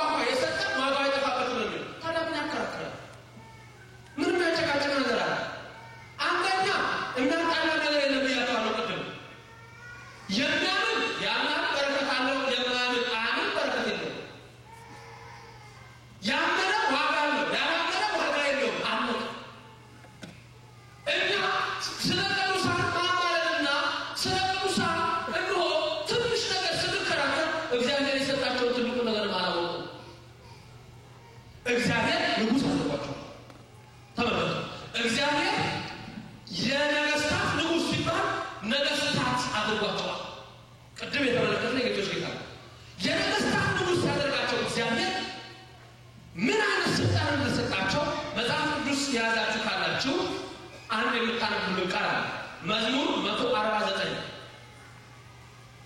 መዝሙር 149 ለቅዱሳን ምን አይነት ክብር እንዳለ እስቲ ተመልከቱ። ቅዱሳን ምን አይነት ክብር እንደተሰጣቸው ይህንን የሚያደርግልን ለቅዱሳን ክብር የቅዱሳን ክብር አሁን በዚህ በመዝሙር 149 ላይ እያንዳንዳችሁ የምትሰሙት ነገር አለ። መዝሙር ስንት አልኳችሁ? 149 ይሄ ፈጽሞ እንዳይጠፋችሁ። መዝሙር 149 ቅድም በቅዱሳን ስም አንድ ብርጭቆ አርቆ የሰጠን በሰማይ ትልቅ በረከት አለ የሚለው ደግሞ ማቴዎስ 10 ይሄ ላይዋችሁ ጻፍኩ። እነዚህ ሁለት ጥቅሶች ይላችሁ ብዙ ነገር ሰው ማስተማር ትችላላችሁ። ለማንኛውም መዝሙር 149 የቅዱሳን ክብር ምን እንደሆነ ስሙ። እግዚአብሔር ይናገር፣ እኛም እግዚአብሔር እንሰማለን። ስሙ ለዘላለም ከፍ ያለ ይሁን። መዝሙር 149 ስሙ። ሃሌሉያ እግዚአብሔር አዲስም ቅኔ ተቀኙለት፣ ምስጋና በቅዱሳት ጉባኤ ነው። ተመልከቱ እንግዲህ ገና ሲጀምር ሃሌሉያ እግዚአብሔር አመስግኑት አዲሱ ቅኔ ተቀኙለት ካለ በኋላ ምስጋናው ለማን ነው ይላችኋል? ቅዱሳን ስሙት። ምስጋናው በቅዱሳን ጉባኤ ነው። ምስጋናው በማን ጉባኤ ነው? በቅዱሳን ጉባኤ። እስራኤል በፈጣሪው ደስ ይበለው፣ የጽዮንም ልጆች በንጉሳቸው ሐሴትን ያድርጉ። ስሙን በዘፈን ያመስግኑ፣ በከበሮና በመሰንቆም ይዘምሩለት። እግዚአብሔር በሕዝቡ ተደስቷልና የዋሃንን በማዳን ከፍ ከፍ ያደርጋልና ቅዱሱን በክብር ይመካሉ። ተመልከቱ እንግዲህ ቅዱሳን በክብር ይመካሉ። ቅዱሳን በምን ይመካሉ? በክብር ማለት ናቸው። በገንዘብ አይመኩም፣ በአእምሮ አይመኩም፣ በጉልበታቸው አይመኩም። በጉልበቱ የሚመካ ስንት በደጁ የሚመካ ስንት ሰው አለ? በተማረው ጥበብ የሚመካ ስንት ሰው አለ? በቁንጅና የሚመካ ስንት ሰው አለ? በሀገር ላይ የሚመካ ስንት ሰው አለ? ቅዱሳን ግን የሚመኩት በምን ሆነ? የዓለም ፕሬዝደንቶች ዛሬ ተሾመው ነገ ይመካሉ። ባለስልጣኖች ይመካሉ። የሚመኩት በስልጣናቸው። ለምሳሌ አንድ አካባቢ የሚያስተዳድር ሰው በሰጠው ስልጣን ይመካል። የዚህ ሀገር ፕሬዝደንት በሚሰጠው ስልጣን። ቅዱሳን ደግሞ በምን እንደሚመኩ ስሙ። አዎ ቅዱሳን በክብር ይመካሉ።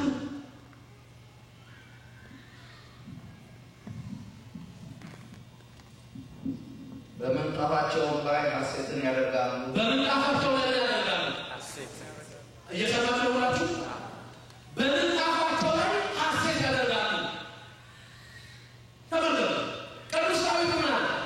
እነሆ ሌሊቱን ሁሉ እንባዬን አፈስሳለሁ፣ ስተኛ ስሄድ ሕግህን አሰላስላለሁ። በምንጣፋቸው ላይ ቅዱሳን ሐሴት ያደርጋሉ። የዛሬ ዓለም ሰው ግን በምንጣፍ ላይ ርኩሰት ያደርጋል። ባቢሎን ወዮ፣ እነሆ አንቺ የደረሞችሽበትን አልጋ አደረድረዋለሁ፣ ኃጢአትሽንም እገልጣለሁ፣ አጠፋሻለሁ። ዓለም ዛሬ በምንጣፍ ላይ የሚሰራው ርኩሰት ነው። በምንጣፍ ላይ ከንቱነት ነው የሚያደርገው፣ ኃጢአትን ነው የሚሰራ። ቅዱሳን ግን በምንጣፋቸው ሐሴት ያደርጋሉ፣ እግዚአብሔርን ያመሰግኑታል። የእግዚአብሔርን ምስጋና በጉሮሯቸው ነው። በጉሮሯቸው ምንድን ነው ያለው? የእግዚአብሔር ምስጋና። ዓለም ደግሞ የሚያመሰግነው ግን የተለያየ ነገር ይኖራል። አሁን እኛ በጉሮሯቸው ምን ነው እያደረግን ያለነው? የእግዚአብሔር ስም አለ የምናመሰግነው ይሄ ነው ክብሩ። በጉሮሯቸው ምስጋና። ሌላው በጉሮሮ ያለው ሐሜት ነው። የሰው ስጋ ከጠዋት ጀምሮ እስከ ማታ ሲዘለዝል ሮብና ዓርብ እንኳን ላይ እንደዛ ነው ብሎ ተመልከቱ። በላይ 78 ነፍስ በላ አስማረች። 200 እና 300 ነው እናንገሸለጠው በቀን እንኳን እዚሁ ቁጭ ብለን እንኳን ተመምባል። እዛ አዲስ አበባ ሳስተምር አንድ ሰው ከቢሮ እንኳን ቢመጣ ድንገት ነጠላ እንኳን ሳይለብስ አየሻት በእናትሽ እንደዚህ ነው ትመጣለች በእናትሽ እንታይነው ትምህርት ቤት ተሰጠው። እንደዚህ ያለ ክፉ ማለት የቅዱሳን ጉሮሮ የተመላው ምስጋና እግዚአብሔርን ማመስገን ማክበር። የእኛ ጉሮሮ ደግሞ ምን ተመላ? ሮሜ ምዕራፍ 3 ቁጥር 11 ጉሮሮአቸው የተከፈተ መቃብር ነው። ይሸነግራሉ፣ ያማሉ፣ እጃቸው ከብዳቸዋል፣ እግራቸው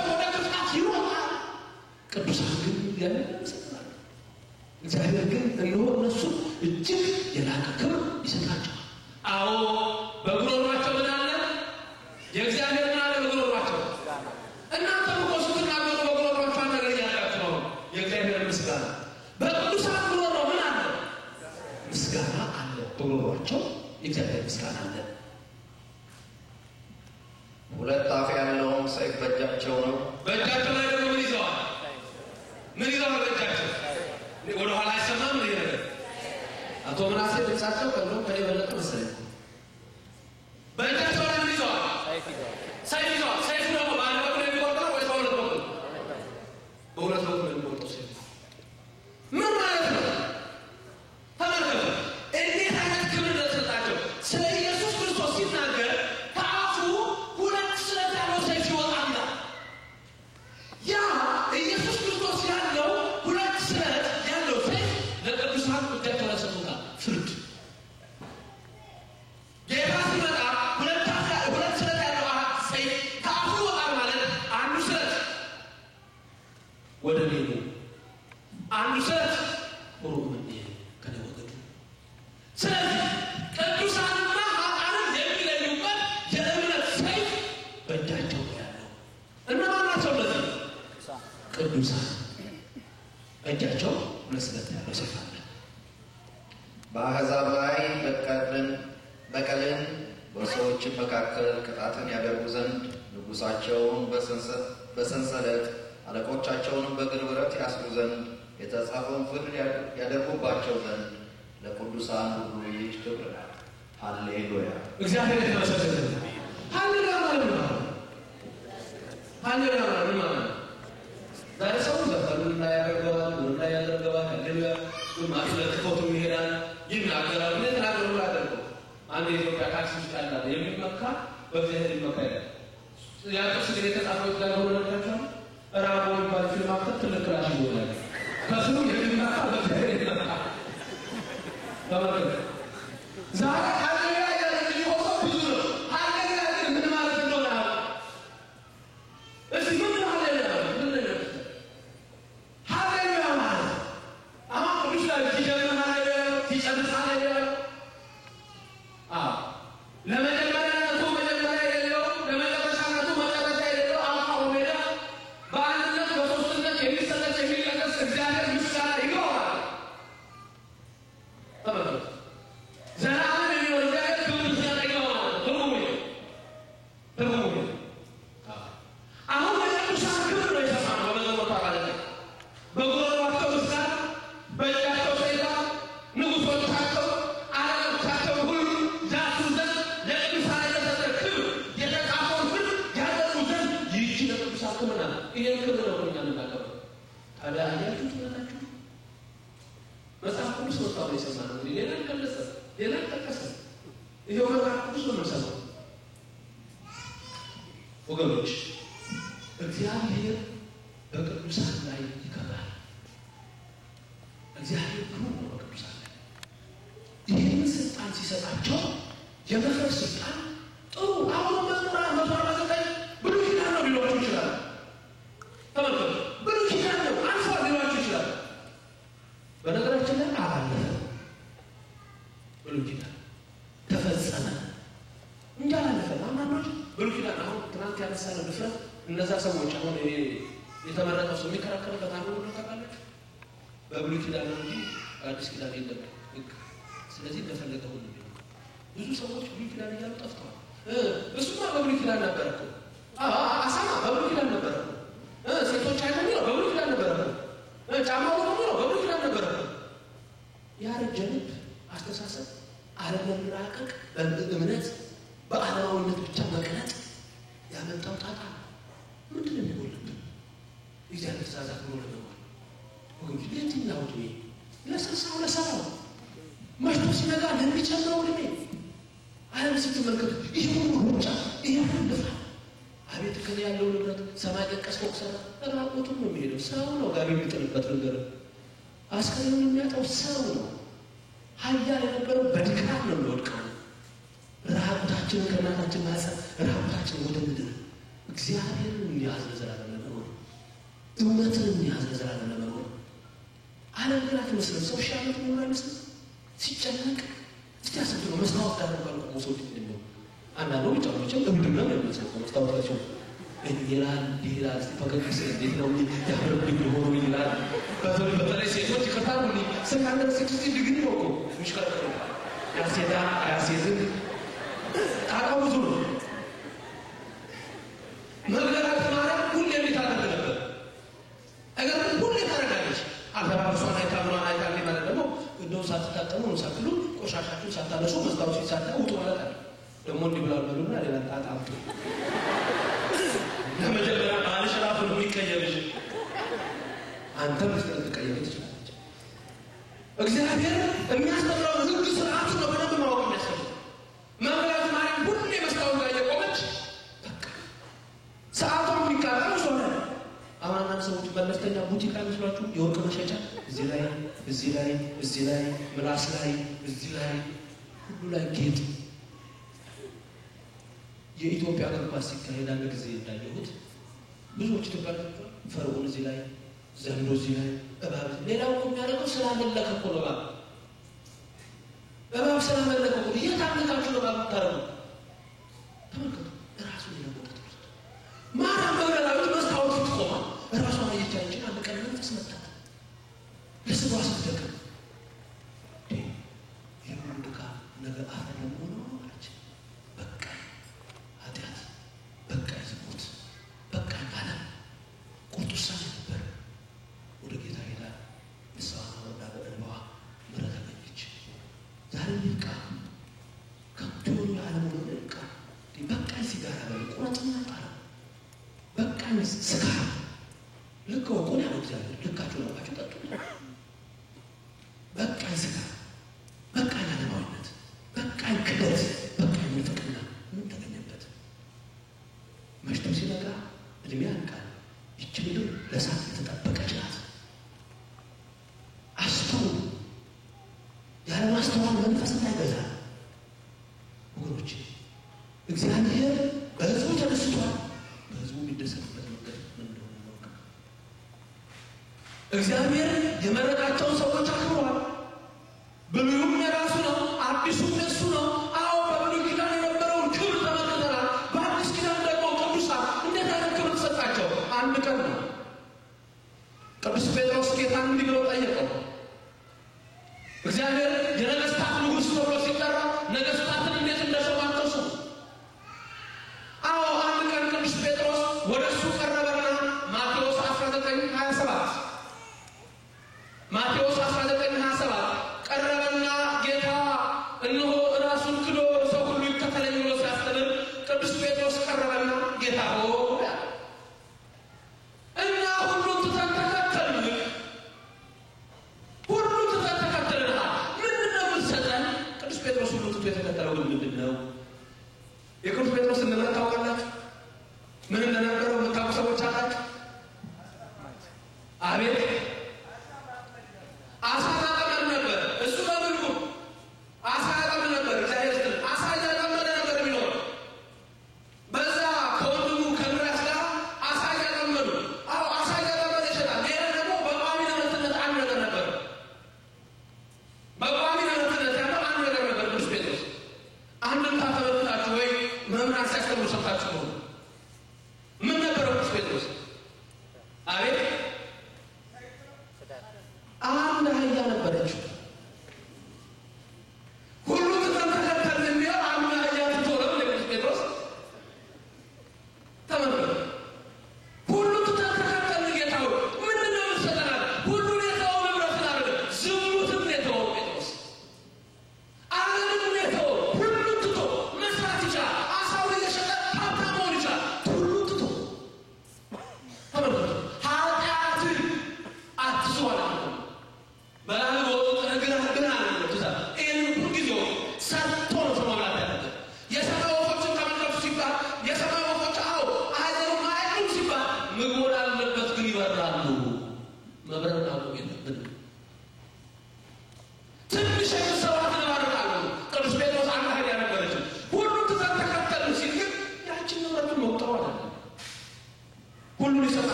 ሰማችሁ? የቅዱሳን ክብር ስሙ።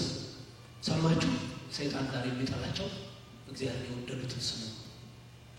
እናንተማ እናንተ እንጂ የሰው ልጅ በክብር በሚመጣበት ሰዓት በ12 ዙፋን ላይ ንጉሥ ሆናችሁ ነገሥታት ሆናችሁ ገዢ ሆናችሁ በዓለም ሁሉ ላይ ትፈርዳላችሁ። ይህን ስልጣን ማሰጣቸው ቅድም እንዳነበቡልን ለቅዱሳን እጅ ክብር ሃሌሉያ እግዚአብሔር አምላክ የሰጣቸው ክብር ነበረ።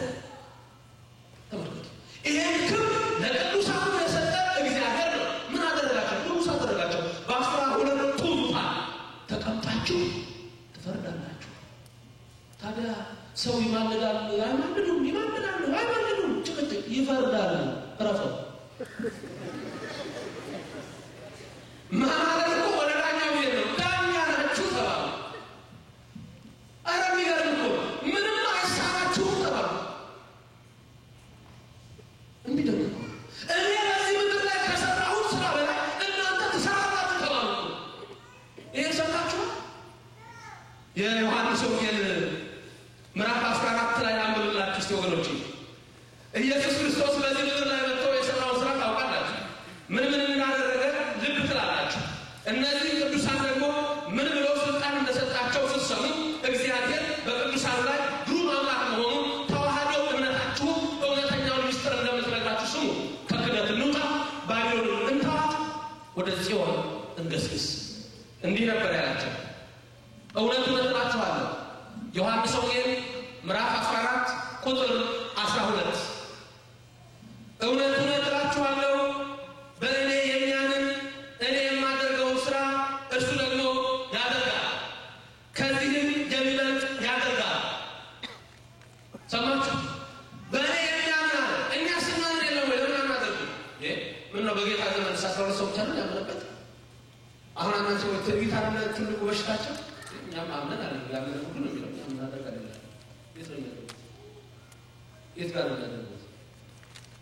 ሁሉ ሲታመን ብቻ ነው ዶክተር እንኳን ብዙ እናነሳ ካመን እንኳን መቻል ዝም ብሎ ብቻ ግን ድራማ እግዚአብሔር ሰዎች ሃሌሉያ የተወሳተ አሁን ጨጓራ ያለባቸው ሰዎች ጨጓራ ያለባቸው ሰዎች እዛ ጋር ጨጓራ የሚያሰቃይ ኢትዮጵያ ውስጥ ጨጓራ ያለበት ሰው አለ። ልክ እያገለ 15 ቀን ሙሉ ኪኒን ሲሰጠው ነበር ባሉት ነገር ጨጓራ ያለበት ሰው ታዲያ ጨጓራ ተነስ የሚያማቸው ቦታ ያዙ። እግዚአብሔር የሚያማቸውን ቦታ ያዙ። ነው ወዛና ድራማ ነው። በዛ ላይ ስታው የካራቴ ፊልም ይመስል ይጠራና ሲሰጣው ወደ ነው መጽሐፍ ቅዱስ ላይ ታሪክ አለ። በሉኝ ከመጽሐፍ ቅዱስ ውጭ የሆነው ማን ነው? እስቲ በመጽሐፍ ቅዱስ ውስጥ መጥቶ የተጣለ ወይ መንፈስ ቅዱስ ወርዶበት ሲወጣ ያያችሁ ሰው ነው። ከዘፍጥረት እስከ ራዕይ ይመረመር። እስቲ ይመረመር፣ እስቲ ይጠቀስ። የት ቦታ እምነታችሁ ወቋት ማን ነው? ከመጽሐፍ ቅዱስ ውጭ ማን ነው ከመጽሐፍ ቅዱስ የተለየው? ተመልከቱ፣ አስተውሉ ወገኖች፣ አስተውላችሁ ልብ ብላችሁ አይደለም እኖ ማማት መፍረድ የቅዱሳን ጸጋ መድረክ ይኸው ለቅዱሳን ክብር ብቻ ክብራቸው ሰማችሁ። በጉሮሯቸው ምስጋና፣ በምንጣፋቸው ሐሴት፣ በእጃቸው ሁለት ያለው ዘይት ሁልጊዜ ምስጋና። እነዚህ ናቸው ቅዱሳን። ነገሥታት የተባሉት እኒህ ናቸው። ጌቶች የተባሉት እኒህ ናቸው። የጌቶች ጌታ የነገሥታት ንጉሥ ደግሞ ለዘላለም ለስም አጠራሩ ክብር ይግባው ኢየሱስ ክርስቶስ ነው።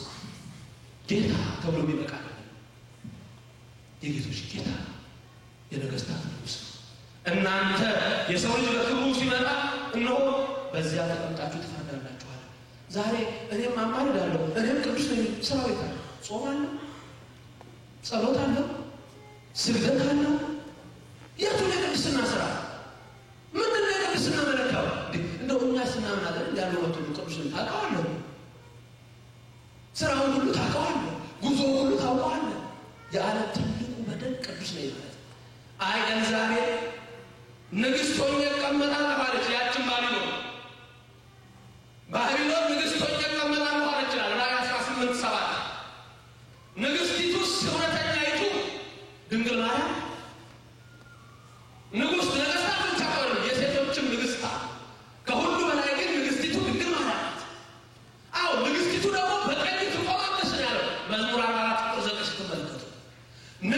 በቀኝ ትቆማለች። በወርቅ ልብስ ተሸፋፍና ነው ያንን ተጎናጽፋ። ስለዚህ ባቢሎን ግን ንግሥት ሳትሆን ንግሥት ሆኜ ልቀመጥ ያለች፣ ንግሥት ሆኜ እቀመጣለሁ ያለች ባቢሎን በእሳት ትቃጠላለች። የሚፈርድባት እግዚአብሔር ብርቱ ነውና ዛሬ እግዚአብሔር የሚፈርድበት ሰዓት ዝም አይልም።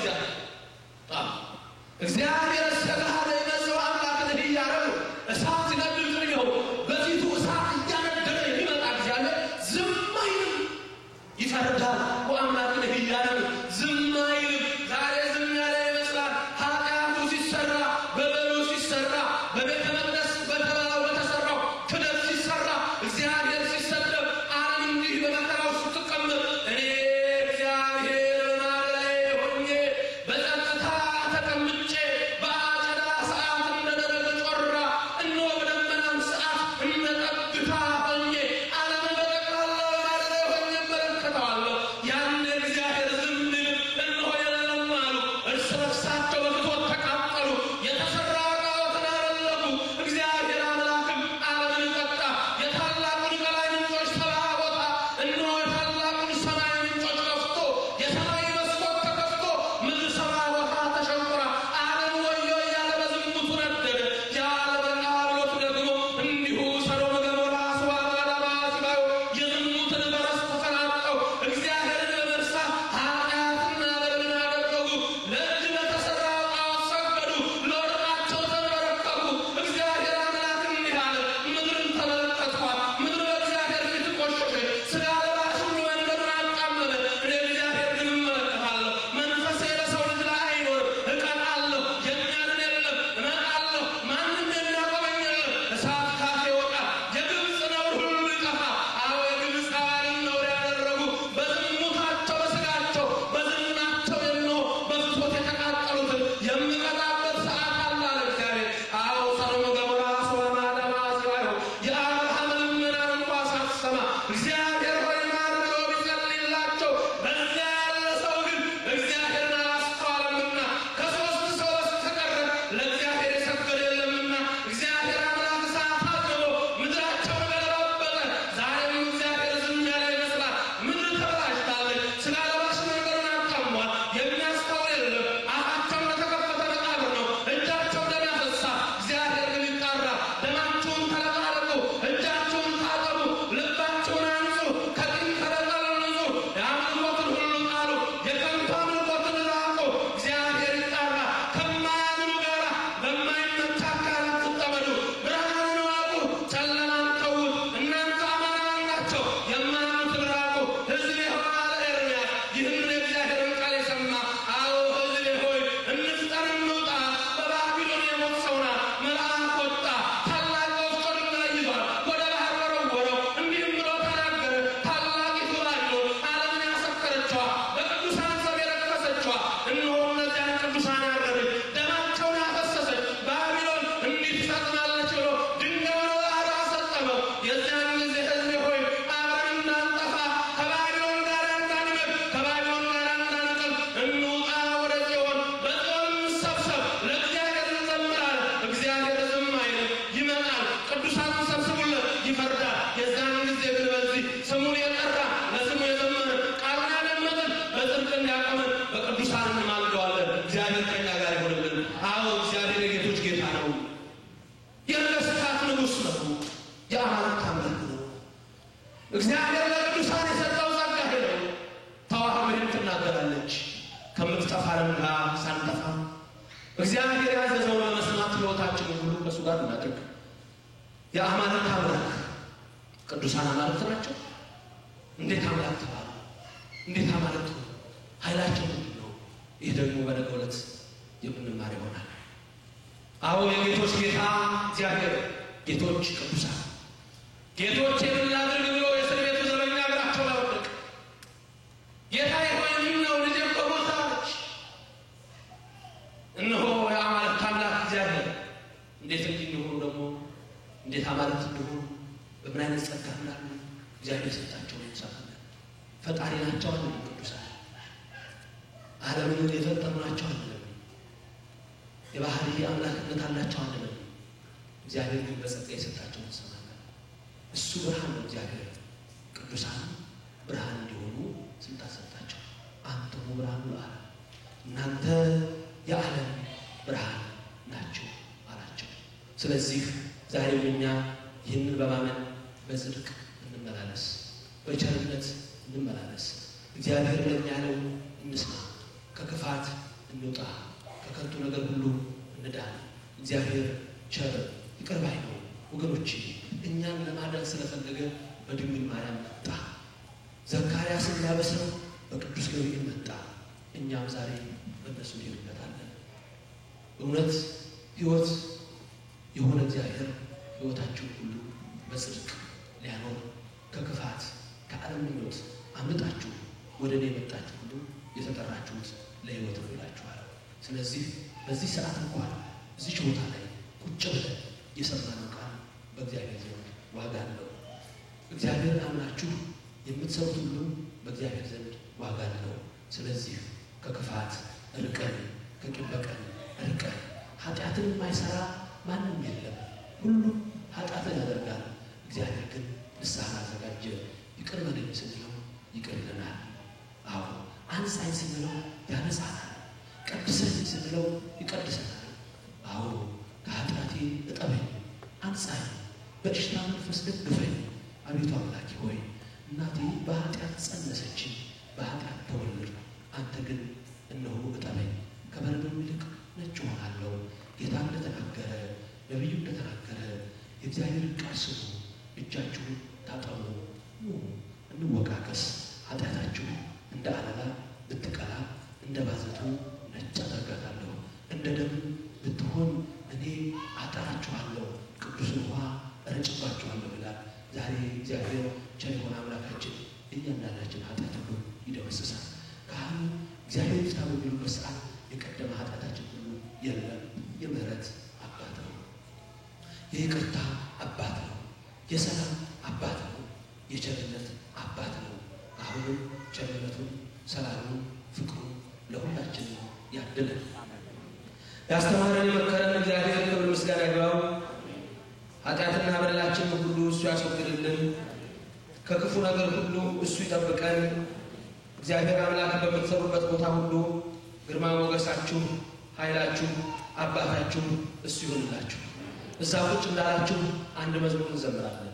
አዎ እኛ በዚህ ሰዓት በእግዚአብሔር ቸርነት ሳይገባን ድህነት እንድናገኝ ተመርጠናል። አሁን ሁላችንም የበረከት ሰዎች ነን። እቤታችሁ ስትገቡ የደስታ ሰዎች ናችሁ። እቤታችሁ አሁን የሚጠብቃችሁ ከዚህ ዛችሁ ትምህርት የእግዚአብሔር መንፈስ ነው። በራችሁ ከፍታችሁ ስትገቡ ብቻችሁን የሆናችሁ የሚሰማችሁ ሰዎች ካላችሁ ፈጽሞ እንዳይሰማችሁ። በቤታችሁ እግዚአብሔር አለ፣ በልባችሁ እግዚአብሔር አለ። ደስ ይበላችሁ። እግዚአብሔር በሕዝቡ ተደስቷል። አዎ በሕዝብ ይደሰታል። እግዚአብሔር በእናንተ ይደሰታል፣ ለዘላለም ያስደስታችኋል። ከክፉ ነገር ይጠብቃችኋል። የሚያስፈልጋችሁ ሁሉ ጠይቁ ታገኛላችሁ። ስለዚህ እሱ እንደ ቸርነቱ ምን ያላደረገልን ነገር አለ? በምግባራችን ስናሳዝን ምን ያልሰራልን? ኃጢአታችንን ተመልክቶ ቸል አላለን። በምህረት ቀርቦ ሕይወትን ሰጠን። አዎ ለማይነገረው ፍቅሩ ግሩም ለሆነ ስራው ሁሉ ሁላችንም እናመሰግነዋለን። ቁጭ እንዳላችሁ ሳይገባኝ አምላክ ሳይገባኝ ጌታ ሳይገባኝ ለዚህ ያደረስክን እኔ ማን ነኝ የሚለውን እንዘምራለን።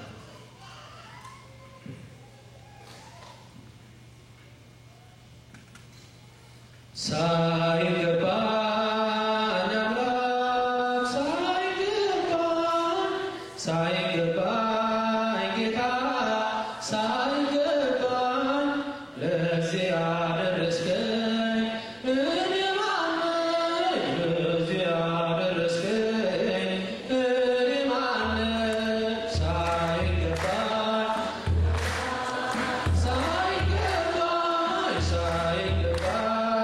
ጌታ ሳይገባኝ ለዚህ ያደረስከኝ እኔ ማን ነኝ? ለዚህ ያደረስከኝ ምን ያላደረግክልኝ አለ ጌታ ለእኔ? ምንም ባሳዝን መብራን ድንግል ማርያም በቀኝ በግራ ትቁምላችሁ። ከፊት ትምራችሁ ከኋላ ትከተላችሁ በልቡናችን ከልጇ ጋር ነግሳ ለዘላለም ትኖር። አሁን ደግሞ የመጨረሻ ቆመን ዘምረን ወደ ጸሎቱ እንሄዳለን። ስለ ቅዱስ ሚካኤል ነው የምንዘምረው። እጆች ካሉ ጭብጨባ አያልቅም፣ እልልታም አያልቅም። ለእግዚአብሔር እንዘምራለን። ሁላችሁ ሚካኤል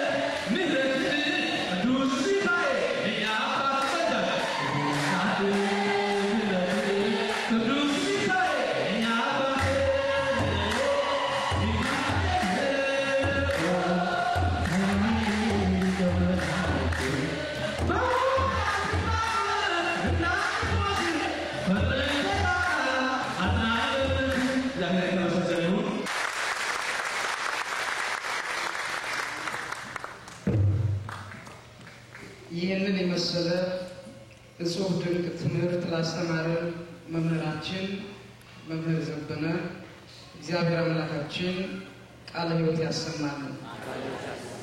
ስላሰማንም መዝሙር የቅዱሳን አምላክ እግዚአብሔር የመላእክትን ዝማሬ ያሰማልን። ሰውየው አሉ ሙዝ በጣም ይወዳል እና ወደ ቤቱ ሲገባ በሩ ላይ አንድ ሙዝ መሸጫ ሱቅ አለች። ስሙን እያወጣ ሁል ጊዜ ሁለት ሙዝ በስሙን እየገዛ ያንን የመላጥ ልምድ ነበረው፣ እየላጠ መብላት። አሁን ወር መጨረሻ ላይ ደሞዝ ይቀበልና በርከት አድርጎ ይገዛል ሙዙን። እቤት ገብቶ ምንም እህል ሳይቀምስ ያንን ሙዝ ብቻ እየላጠ ሲለው ያመሻል። መጨረሻ ላይ ቁንጣን ይዘዋል። እስመ አብዝሖ ነዋም ወመብል ያጸልሙ ልበ ይላሉ አባቶቻችን። ምግብ ሲበዛ እንቅልፍም ሲበዛ የሰው ልቡ ይጨልማል እና ይሄም ሰው ብዙ ሙዝ ስለበላ ቁንጣን ያዘው። መቀመጥ አቃተው። ለመተኛት ሞክር፣ አልቻለም። ግራ ቢገባው ዝም ብሎ ወዱን እያሸማቃሰት ጀመረ። አሁን ከጎረቤቱ ያለው ጓደኛው የእሱን ማቃሰት ሰማና ይሄ ሰው ደህና አይደለም እንዴ ብሎ በር አንኳኩቶ ምን ሆነሃል ይለዋል። ኧረ እባክህ ተወኝ፣ ሙዝ በጣም ወዳለሁ፣ ዛሬ በርከት አድርጌ ገዝቼ ያንን በላው፣ በዛ መሰለኝ አሁን መቀመጥ አቃተኝ፣ ልተኛ ሞክር አቃተኝ ይለዋል። አይ ይሄማ ምን ችግር አለው ታዲያ? ቁንጣን ሲይዝ እኮ አምቧ ነው መድኃኒቱ ይለዋል። በእኛ ሀገር አምቧ ነው የሚባለው፣ እዚህ ደግሞ ምንድን ነው? ፔሪ ነው። ፔሪ ነው መድኃኒቱ ይለዋል። አንድ ብርጭቆ ብትወስድበት በሙሉ ድራሹን ያጠፋልሃል አለ። አይ ወዳጄ፣ እኔ አንድ ብርጭቆ ውሃ የማስገባበት ቦታ ቢኖርም አንድ ሙዝ ጨምርበት። ሰማይ ያመሰግኑታል፣ መላእክት በራማ ምስጉን ነው ይሉታል። ፍጥረታት ዝናውን ይመሰክራሉ፣ እግዚአብሔር በሥራው ግሩም ነው እያሉ። ምድርና ሰማይ ያመሰግኑታል፣ መላእክት በራማ ምስጉን ነው ይሉታል። ፍጥረታት ዝናውን ይመሰክራሉ፣ እግዚአብሔር በሥራው ግሩም ነው እያሉ።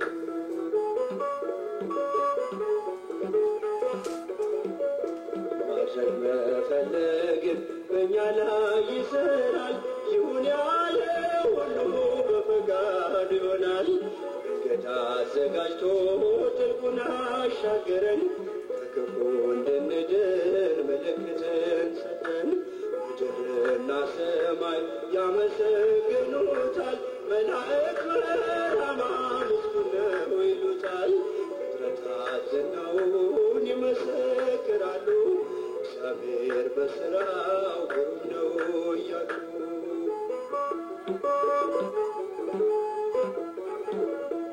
አለቱ ንቃቃት መናኔ መገብከው፣ የኤልያስ አምላክ ሥራህ ረቂቅ ነው።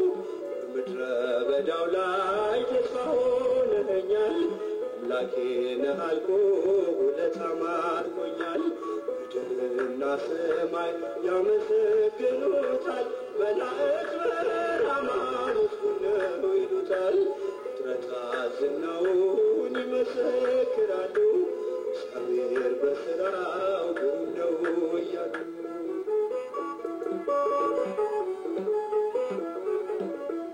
የቆፈረው ጉድጓድ ጠላትን